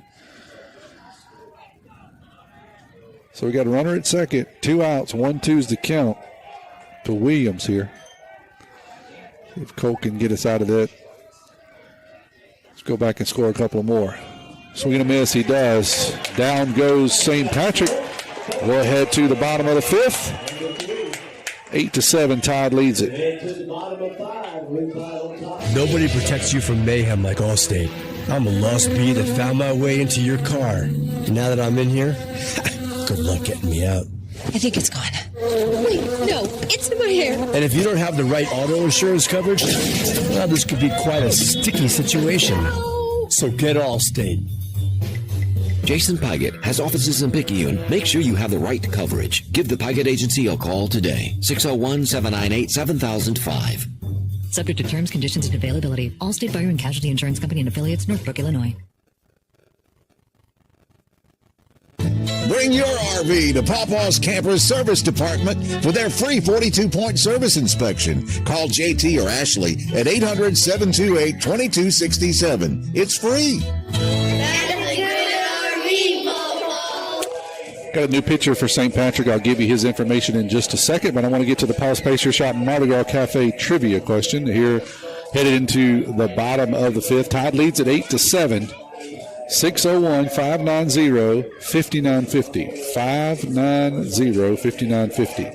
Text me the answer and your name. I need both.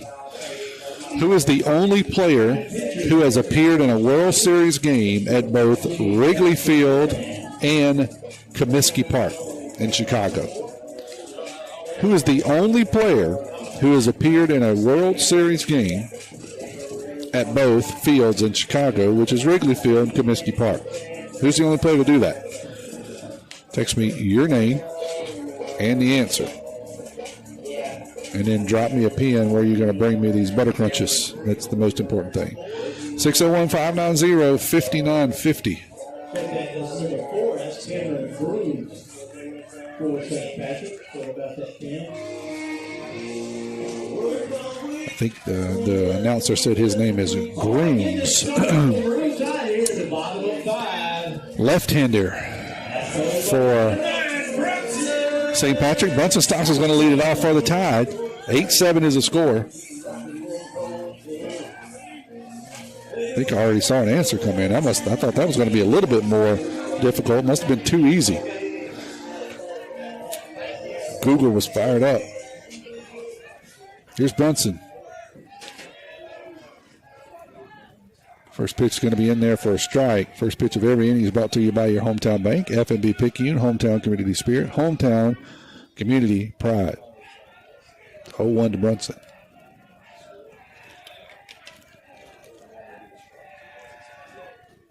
That one's going to be hit down the third base line. Third baseman backhanded, makes a really strong throw across the diamond. Good play over there at third base. And he will record the first out of the inning. GPT must have fired up because I see all kind of answers starting to come in now, but I think I already got a right answer, actually. Give it just another minute where I can look. Justin Stockstill is going to come in here for the Tide. Started back over at the top of the order. Jay Stock is 2 for 3 on the night with a strikeout. First pitch he sees is going to be inside for a ball, 1-0.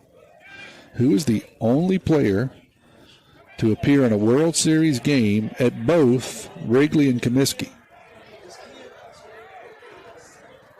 Only one to do it.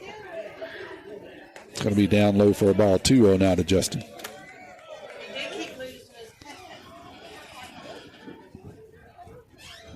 Left-hander brought in, number 4. They haven't given me his name yet, so I'll give it to you here in just a second. It's going to be inside, 3-0.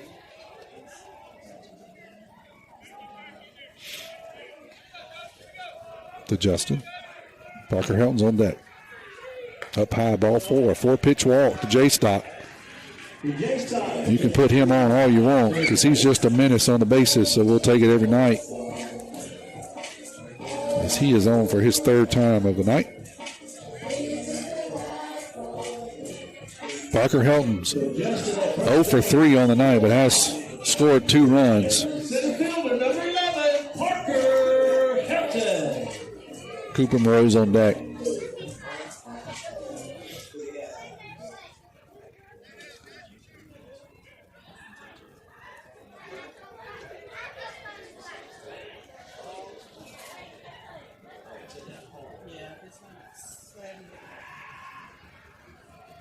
Here's the first pitch to Parker. That's going to be outside for a ball, 1-0.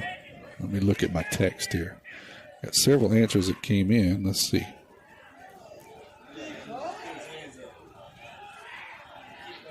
I got several right answers. Let's see who the first one is.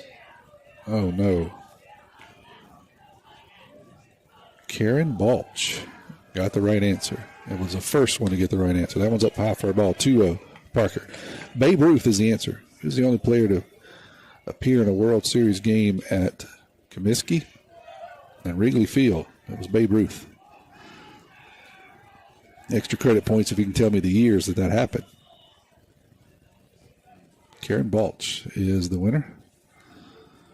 You can tell your husband he needs to be out here doing sideline reporting for me so I can find out all these juicy details instead of sitting back with his feet kicked up. 2-0 to Parker. Justin's down at first. 8-7 is the score here in the bottom of the 5th.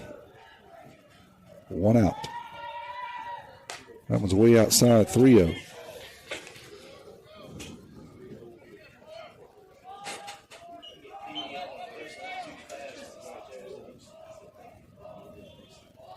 That one's inside, ball 4. So 2 4-pitch walks is how the Tide have greeted the new left-handed pitcher for St. Patrick.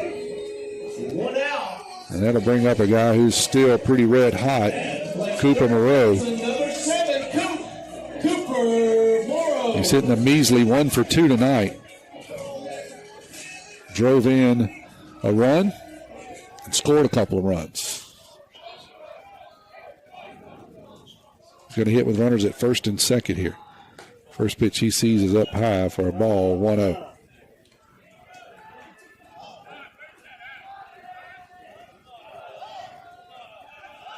Donnie Keller, you get extra credit for telling me the years, 18 and 19, 1918, 1919. Here's the 1-0 pitch. That's going to be in there for a strike, 1-1.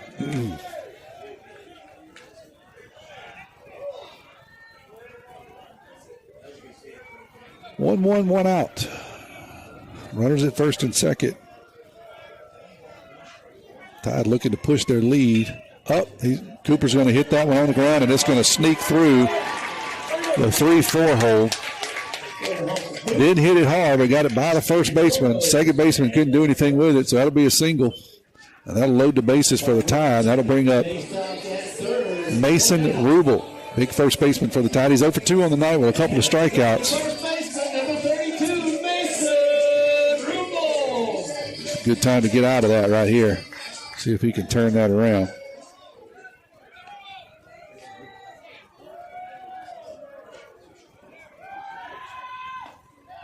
It's going to be a swing and a miss, 0-1.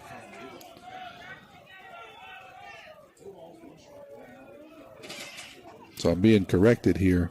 Actually, Karen is saying it's not 1918, not 19. That's going to be fouled up for a strike 0-2 to Rubel. So not only did she win, she's calling you out, Donnie. She sent me a screenshot. Let me read it here and see what I have on my screen. She has 18 and 32. 18 for the Cubs, 32 the Yankees and the Cubs at Wrigley Field. So let's see. 18 and 32 is 2 years that she has. That one's going to kick away from the catcher, and that's going to be far enough for Justin to score on a pass ball. So I'll run the score 9-7. Shot will score on the pass ball. He runs the second and third.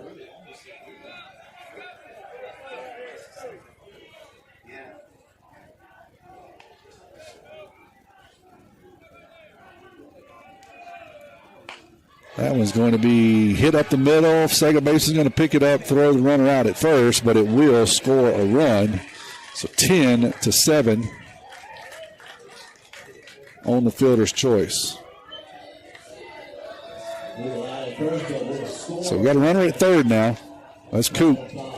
Frank's going to step in. See if they're going to have a visit to the mound here. So now Donnie has corrected his text. And telling me I didn't read his text. So you can't correct it and then go back and tell me I misread it. Come on, man. Coach is having a conversation with his left-handed pitcher. 10-7 is the score. Now Donnie's just arguing with me and saying it's 18 and 32. No, I read it. I saw it, Donnie, with my own eyes. I can't be convinced. It was 18 and 19. He missed it. Karen didn't let you, be lazy on that. 2 down, runner on third. 10-7. That was going to be up high to Frank, 1-0. Now I got a war going on in my text.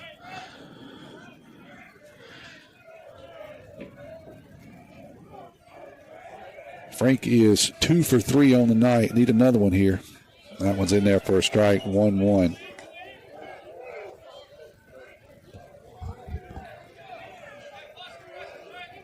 Ten runs on 9 hits for the Tide. 7 runs on 5 hits for St. Patrick.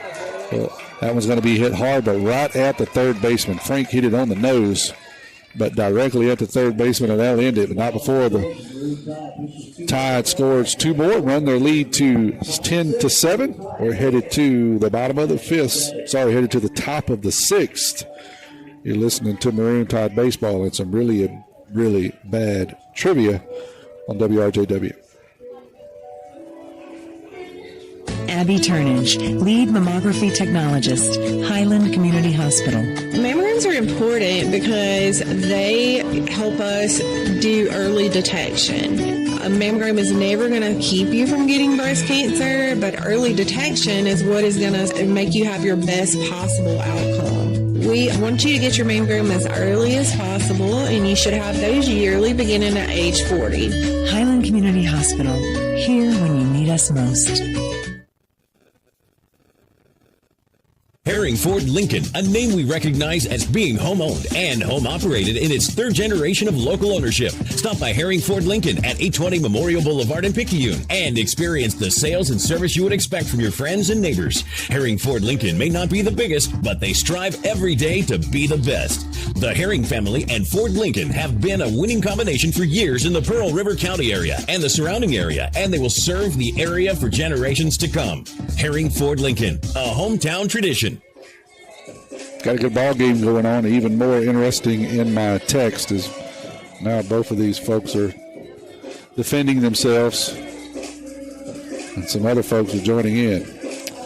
We're headed to the top of the sixth. Tide leads this one 10-7. I want to remind you that the first pitch of every inning is brought to you by your hometown bank, FNB Picayune. We're there, Picayune Maroon Tide proud. Stop by the main branch at 121 East Canal for all your banking needs.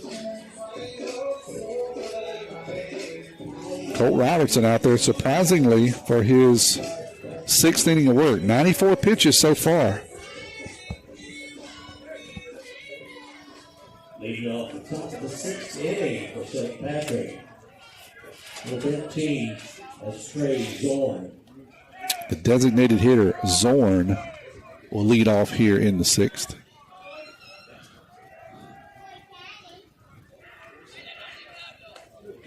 And it's going to be just outside for a ball, 1-0. Gracious, that was close.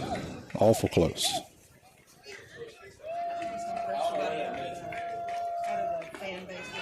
That one's in there for a strike, 1-1.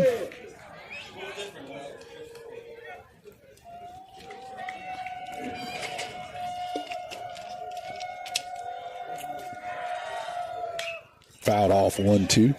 Donnie, if you haven't figured it out, I can always be persuaded or bought with butter crunches, so it's not that difficult to get to me. 1-2, nobody out here in the sixth.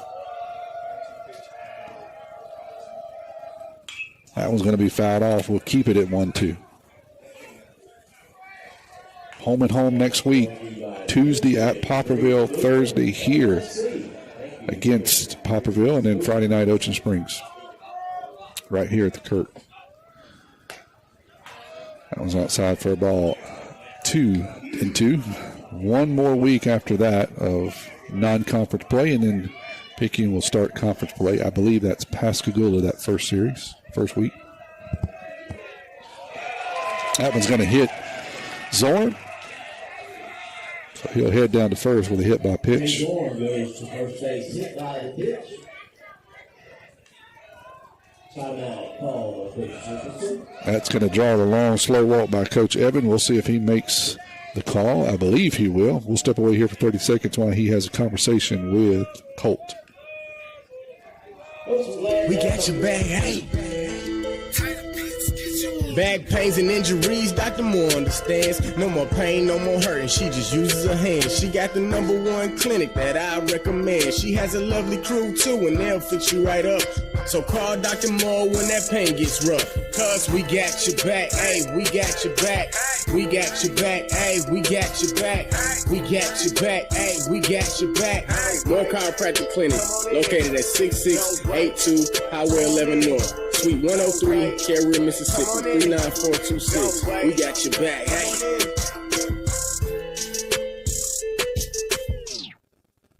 At Pearl River Community College, my story starts here. Join the Wildcat family and find your path to success today. When you enter Wildcat Country, you're more than just a student, you're family. We welcome everyone, from recent high school grads to returning students or career changers. With pathways that cover every dream and goal, PRCC offers a place for you to grow, learn, and succeed. Come be part of the tradition of excellence, and let's start your journey together at Pearl River. Landon Franklin is going to come in and pitch for the Tide.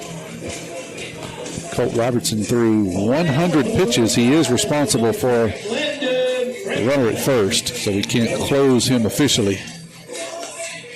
Frank will come in here and see if he can close it out for the Tide. 10-7 is a score in the top of the sixth. A little bit different affair than it was Tuesday night in a 22-10 affair. Tide on the short end of that stick. And I believe they committed 11 errors, 14 between them.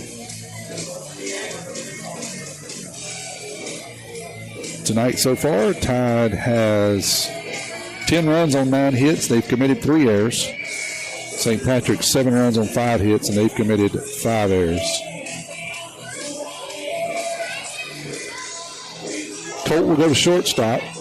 Brunson will slide over to second, and that will exit Ian Herron from the game.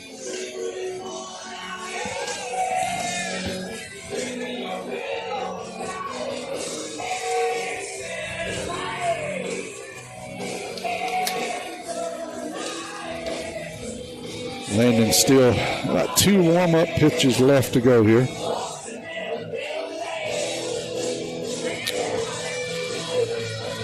I want to say once again thank you to Mr. Kevin Weiss for operating the camera out there for us, giving me a nice pretty feed that I can broadcast to you guys. And if you're listening on the radio stream, you can catch us on YouTube. Just search that's the @ sign, at PMHS Sports, PMHS Sports. And if you want to get notified when we go live, just click that subscribe button. And anytime we go live, it'll send you a little note. You'll catch this audio along with that video stream. Long conversation by the umpire and the head coach from St. Patrick. Now the umpire is going to have a conversation with one of the Picayune coaches. We should be ready here momentarily. When all this gets squared away, Lowry, the left fielder, is going to be hitting. He'll do so with the runner at first. Nobody out, 10-7. Picayune is ahead. Top of the 6th inning. Tommy Upton coming to me from the Kirk tonight. Beautiful Friday night for baseball. A little cool, no wind. First pitch from Frank's in there for a strike, 0-1.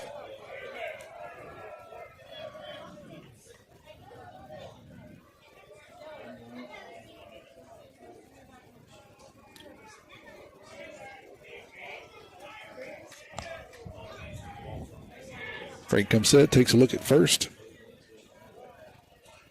That was going to be up high for a ball, 1-1.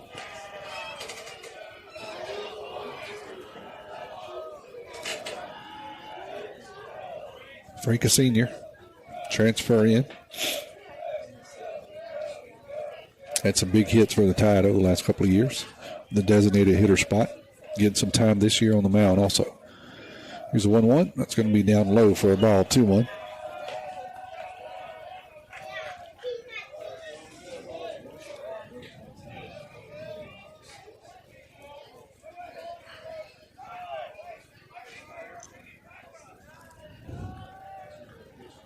Up high for a ball, 3-1.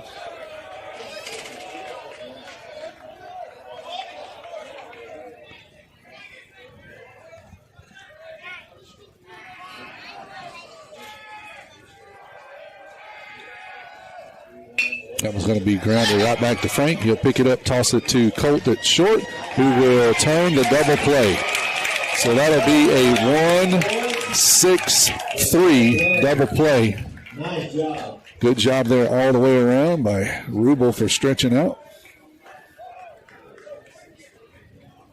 Just like that, 2 outs, nobody on. So that'll erase the base runners.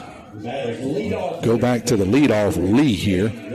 Lee's 0 for 2 on the night with a walk. Colt did a good job of turning that ball over quickly. Didn't have a whole lot of time as Lowry can run. That first pitch is high to Lee, 1-0.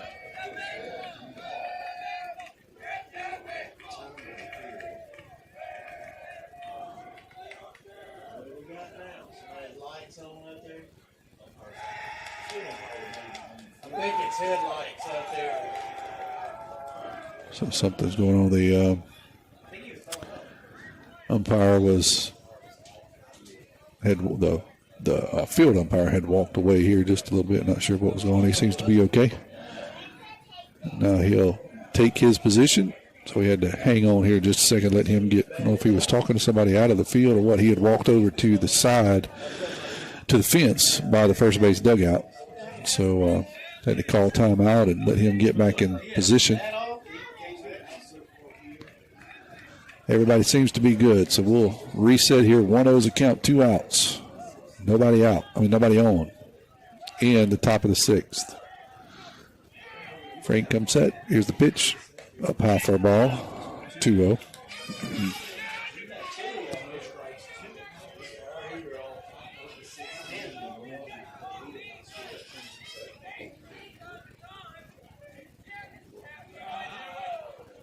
Swing and a miss. 2-1.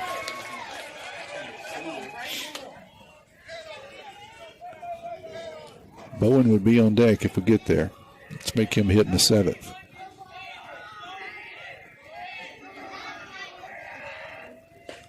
Right down the middle, 2-2. Frank with a good fastball there.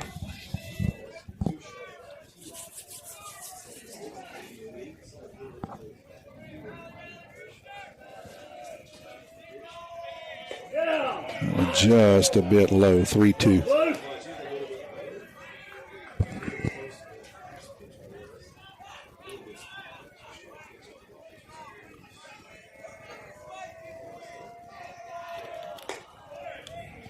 Up high, Frank lost him. Milwaukee.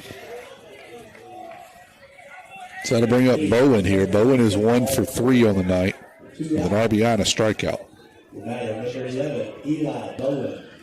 We can close the book out on Colt. 5 innings pitched, 5 hits, 7 runs, 2 of those earned, 2 walks, 7 strikeouts. 100 pitches even for the junior. It's going to be in there for a strike, 0-1.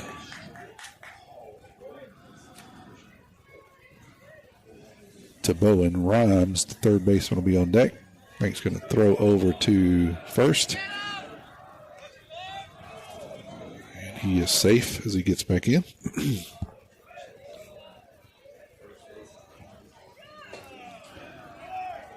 Runner's going to go. Here's a throw from Mason Bayless, and it is not quite in time as Lowry will steal a base.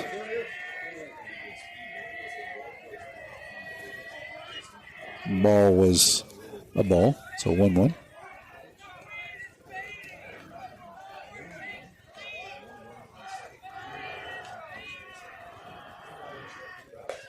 That one's up high, 2-1. 2-1 here. 2 outs. Runner at second. 10-7. Tide leads it. Right down the middle, 2-2. Let's get one pitch landed and get out of here.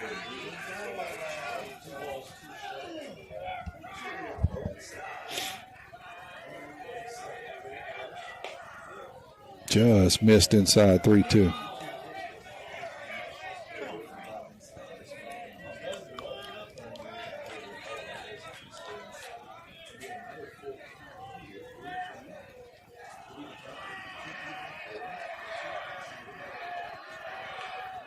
Here's a 3-2 pitch.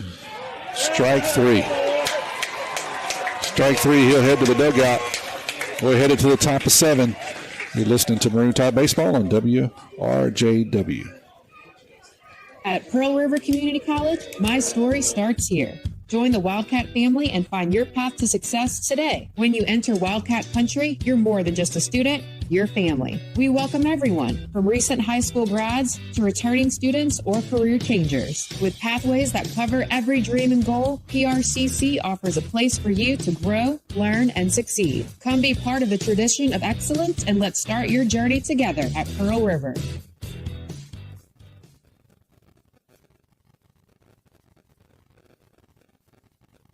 Looking for a gym to help you become a healthier you?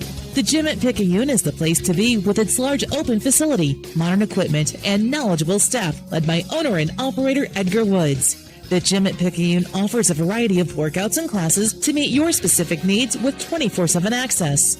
The gym accepts silver sneakers, which is available at no cost for adults 65 plus through select Medicare plans. More space, more equipment, more growth. The gym at Picayune. Headed to the bottom of the 6th. Picayune leads this one 10-7. Getting a strikeout there by Frank. Helped himself by starting a double play. earlier in the inning. And the first pitch of every inning is brought to you by your hometown bank, FNB Picayune, where they always put you first. Stop by the South Branch and see Miss Tracy Acker on Memorial Boulevard for all your banking needs. Still got the left-hander out here. I still don't have the name. Let's see if they got me a name yet. I don't. Let's see if I got one more spot I can look. Do I have him?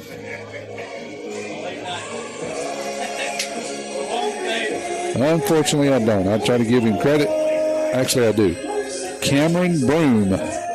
Broom is pitcher. Leading off for the Tide is Turner Pugh.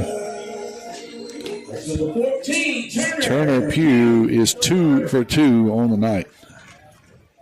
First pitch he sees on the outside corner, 0-1. Broom, a left-hander.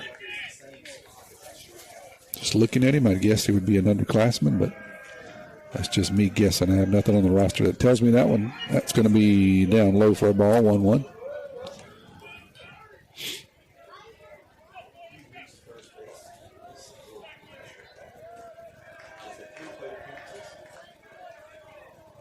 It's a 1-1 pitch. Breaking pitch is going to stay up high, 2-1. Colt Robinson's on deck for the Tide.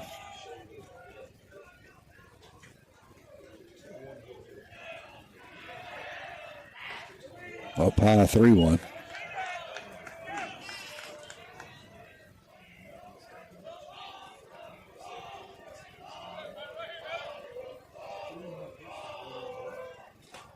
That one's down low. Ball 4 to Turner.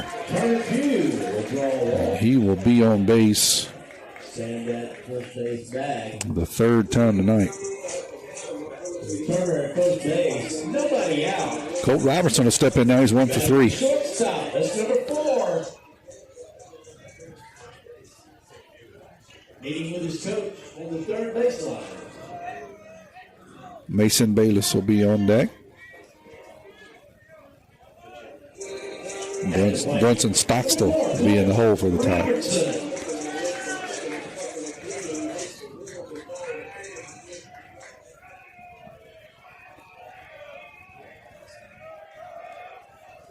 Broom's going to come set, take a look over at first. He is a lefty. That was going to be inside for a ball, 1-0.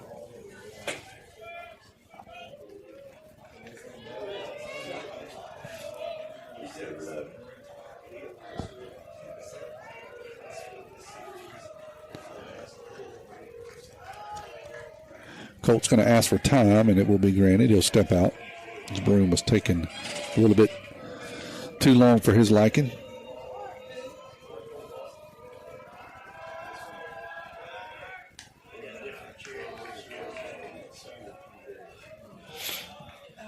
Be a courtesy throw over at first,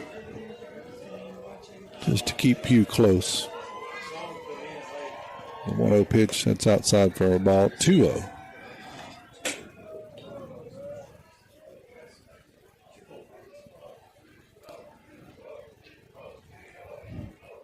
Broom going to step off and clean his cleats on the back of the mound.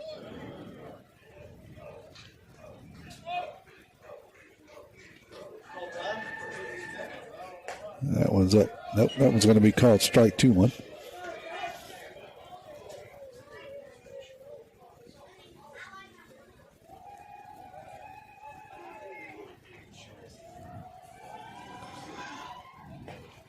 That curveball is going to stay outside, so 3-1 now to Colt.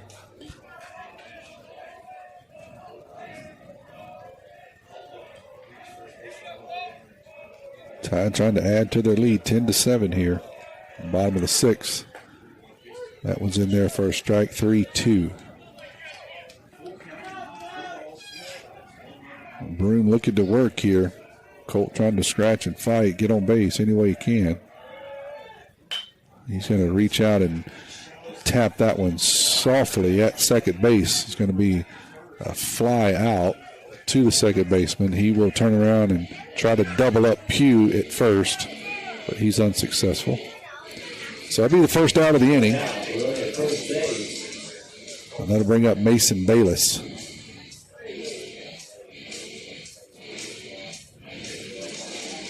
We're going to get a pinch runner. That's Pomez is going to go in for Pugh, be a pinch runner.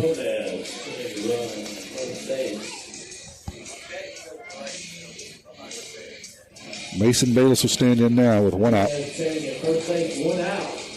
United the catcher, number 25, Mason Bayless.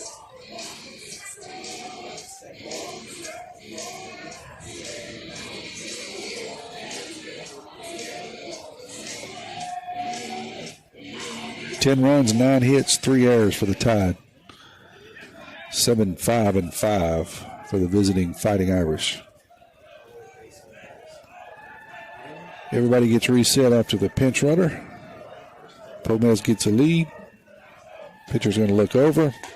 Deliver the first pitch on the outside corner for a strike 0-1.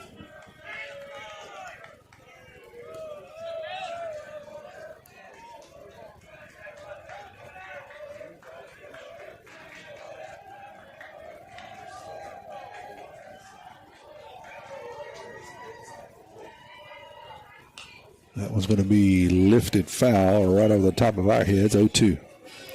Pomez acted like he wanted to go and then put the brakes on.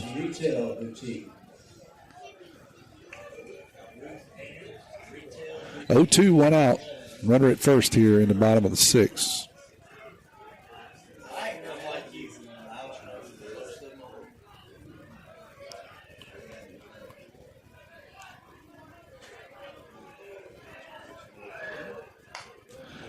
He's going to cue ball one towards second base. Second baseman was playing way off the bag, kind of shaded towards second because of the runner being on, and that's going to be an infield single.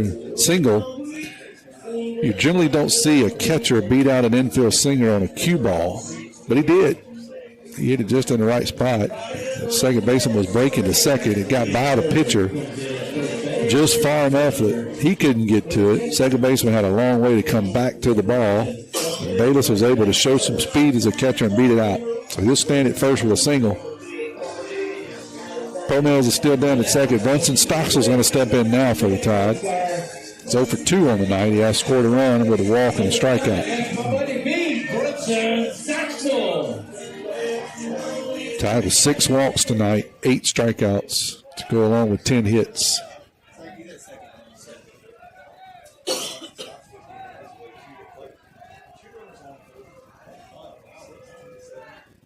That was going to be up high for a ball, 1-0.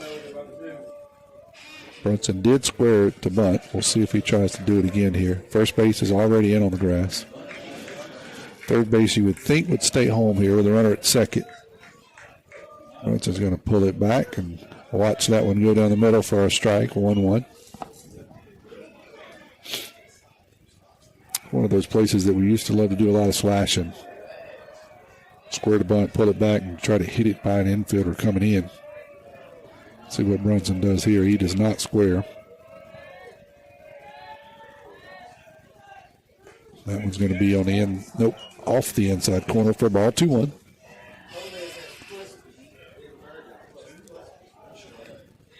Ben Bird is running for the catcher at first. Pomez is a courtesy runner at second.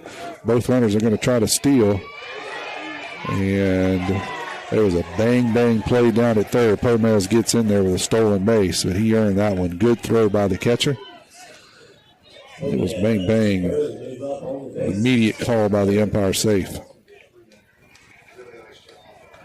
So I'd run the count to 3-1 on that ball.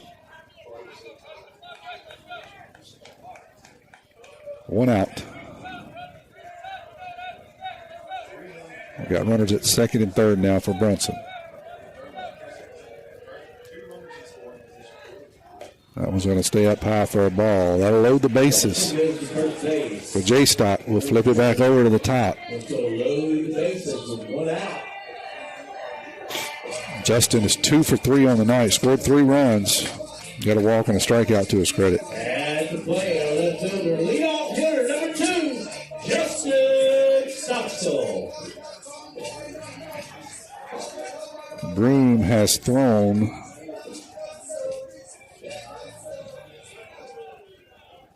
.39 pitches here, 3-1 and a third.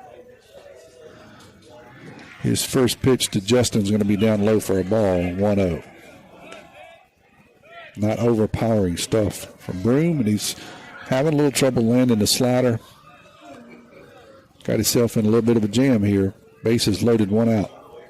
That was going to stay up high, 2-0. Middle infielders are shaded way towards second. Lots of holes between third and short, second and first. See if Justin can do something with one of them. That one's going to be right down the middle, 2-1.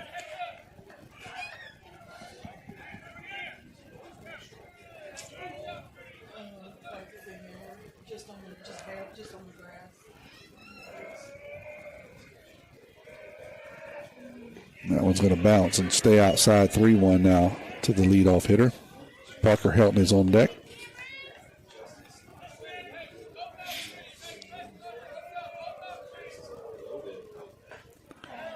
Check swing, foul. 3-2. Broom likes to work quick. He gets the ball back and winds up pretty quickly. Here's his 3-2 foul. We'll keep it at 3-2. Brought to you by Premium Insurance Services. Thank you, Premium Insurance Services.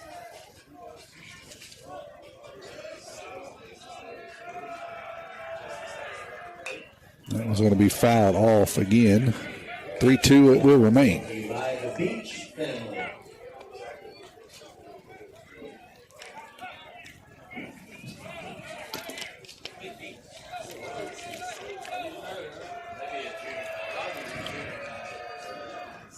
That one's going to be called strike 3 on the outside corner. Good pitch there by Broom. Called Justin looking. So with 2 outs and the base is still loaded. It'll bring up Petey. Parker Helton. Number 11, Parker Helton. Infield will back way up now. See what Parker can do here.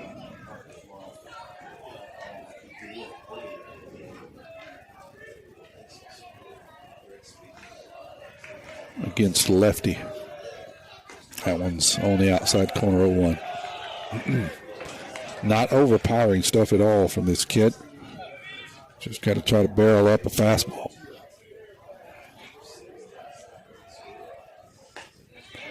That one just missed, 1-1.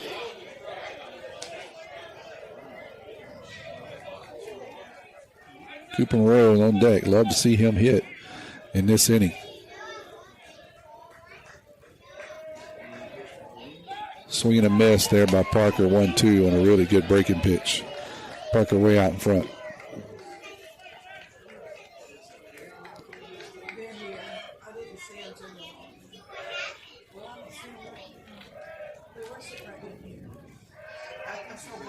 That one's going to stay down low to even the count at 2. 2-2, 2 outs. Runners on every base. 10-7 here in the bottom of the 6th. Tide trying to add to it. Got the bases loaded. Have not pushed one across in this inning. That one's going to stay up high, 3-2. So the runners will get a running start here with that 3-2 count. And 2 outs.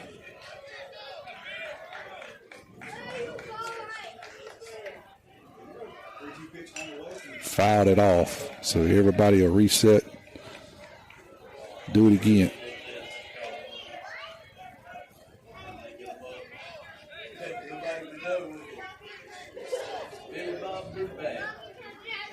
Here it is. That one's going to be fouled off again. Down the third baseline. So 3-2. Once again. Broom gets a new ball. Quickly resets on the mound. And he'll deliver another 3-2 pitch. That one's going to be hit out into center left field. I believe it's going to be playable, and it is. So the Tide loads the bases, but they fail to do anything with it. So we'll head to the top of the 7th. Last chance for the Fighting Irish. 10-7 is our score. Looking for a gym to help you become a healthier you?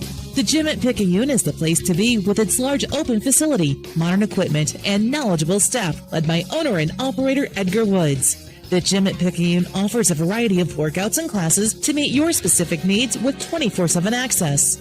The gym accepts silver sneakers, which is available at no cost for adults 65 plus through select Medicare plans. More space, more equipment, more growth. The gym at Picayune. First Place Express Car Wash in Picayune would like to say a huge thank you to their loyal customers. First Place Express Car Wash is happy to serve its local community with 2 locations, Highway 11 North just past Coast Electric and Highway 43 South just a quarter mile east of I-59 at Exit 4. First Place Express Car Wash is locally owned and operated. You know they'll treat you right. Remember, when it comes to your vehicle's shine, First Place Express Car Wash in Picayune will have you saying, if it doesn't shine, it ain't mine.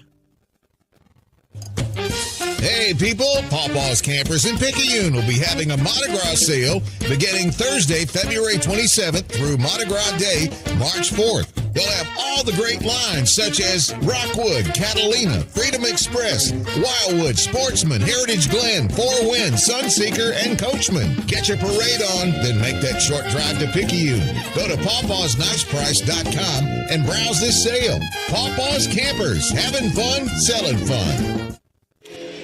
We're headed to the top of the 7th. 10-7 is your score.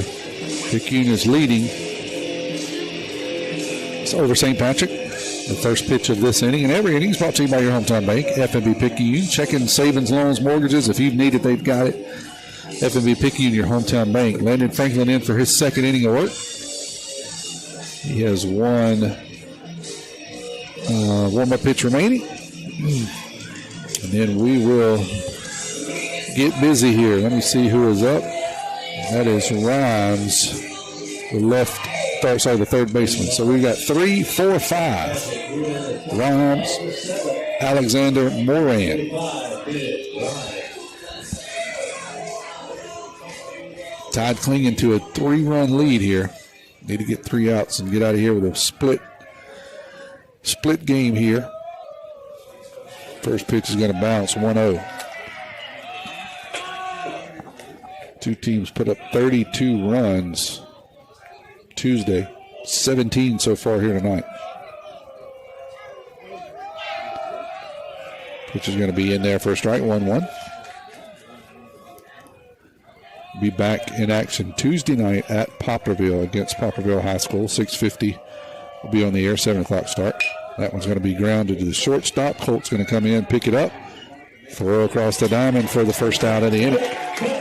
6-3 if they're scoring. And that'll bring up the pitcher, the starting pitcher, Alexander. Nobody on at the plate. Number 10, Jacob Alexander.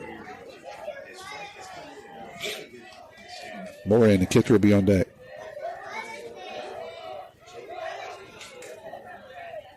That one's going to be up high. 1-0.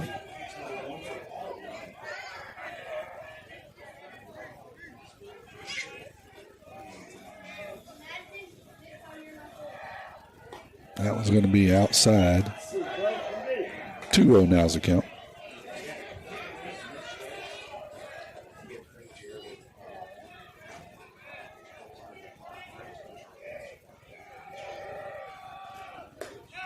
Breaking pitch is going to miss just high. 3-0 now. To the St. Patrick starting pitcher.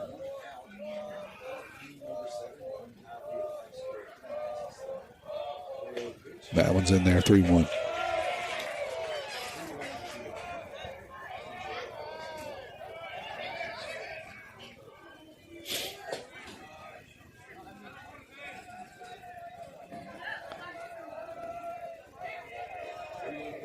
Swing and a miss, 3-2. Frank will come battling back.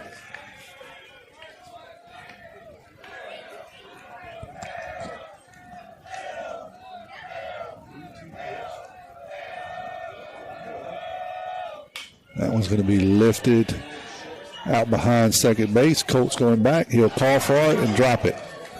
Settled under it. Just couldn't squeeze it. So we'll have to charge him with an error as he settled under the ball and should have caught that one.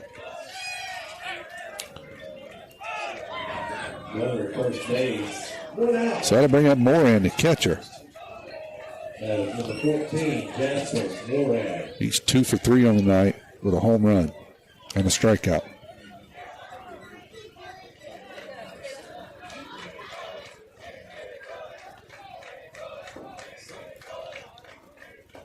That breaking pitch is in there for a strike, 0-1.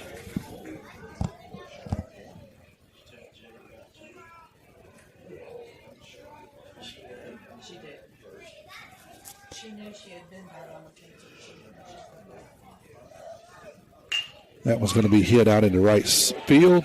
Turnerpue's coming in and it gets by him. That's going to go all the way to the wall to score 1, maybe 2. Moran is rounding second. He's headed into third. He'll stand up there. Rhymes will score from first. So that'll be a 3-base error.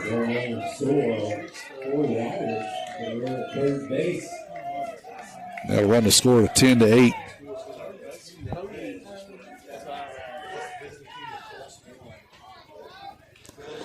Three-base error there. Ball that was hit that Pugh had a beat on, just overran it. Kicked by him, and unfortunately, when you're out there like that, you're on an island. The ball goes all the way to the fence, and it feels like a quarter of a mile when you got to get up and run to go get the ball. Believe me, I've done it before. The guys are just running. Even a catcher can get to third on that. So he'll stand at third. It looks like we got a pinch hitter, Morgan. I'm sorry, Nope, that is my bad. Thought we had a pinch hitter. We do not. We'll have a courtesy runner for the catcher. They're getting him out of the dugout here. And then Ure will step in. He is the shortstop. He's 1 for 3 on the night. A couple of RBIs and a couple of strikeouts to his credit. 10-8's the score.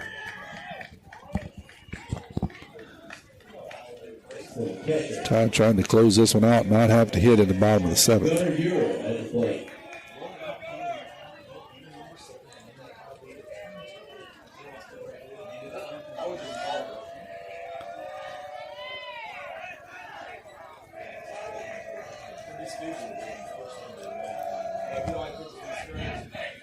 Frank's going to come set, take a look at third. His first pitch will be in there for a strike, 0-1.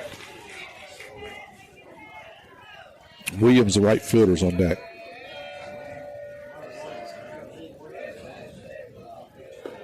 That one's going to be in there for a called strike 2.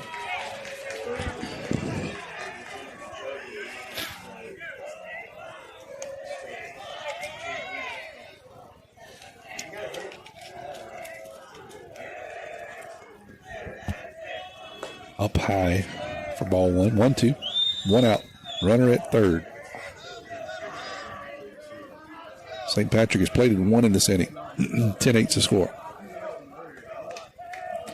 That one's going to stay up high 2-2 now. Frank's thrown 32 pitches so far. Here's a 2-2 count. And the pitch fouled off. We'll hold it at 2-2.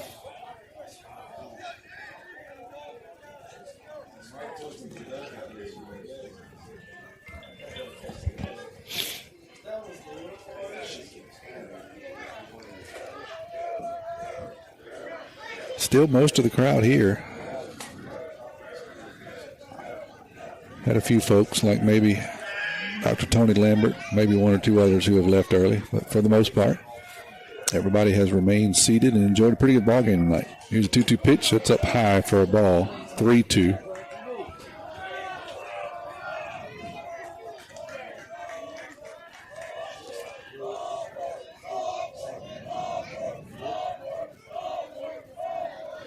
Here's a 3-2 pitch. Fouled off.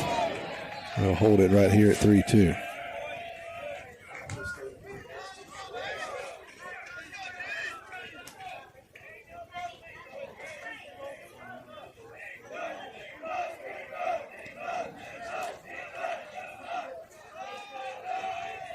That one's going to be grounded back at Frank.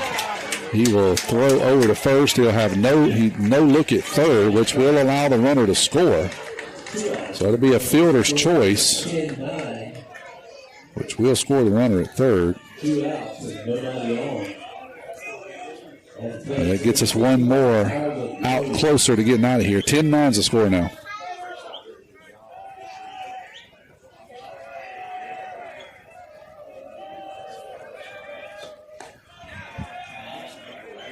First pitch is going to be outside for a ball, 1-0.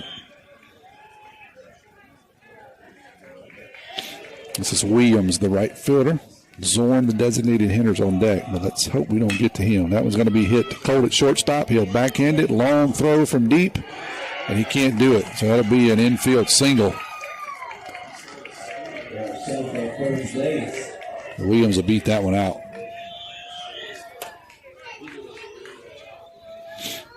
Rubel stretched out, did all he could do, but just too deep in the hole for Robertson to be able to do anything with it. So that'll bring up Zorn, the designated hitters, 1 for 2. He would represent the go-ahead run. The Tide does have 2 outs. Just need to get 1 and we get out of here. Clinging to a 1-run lead.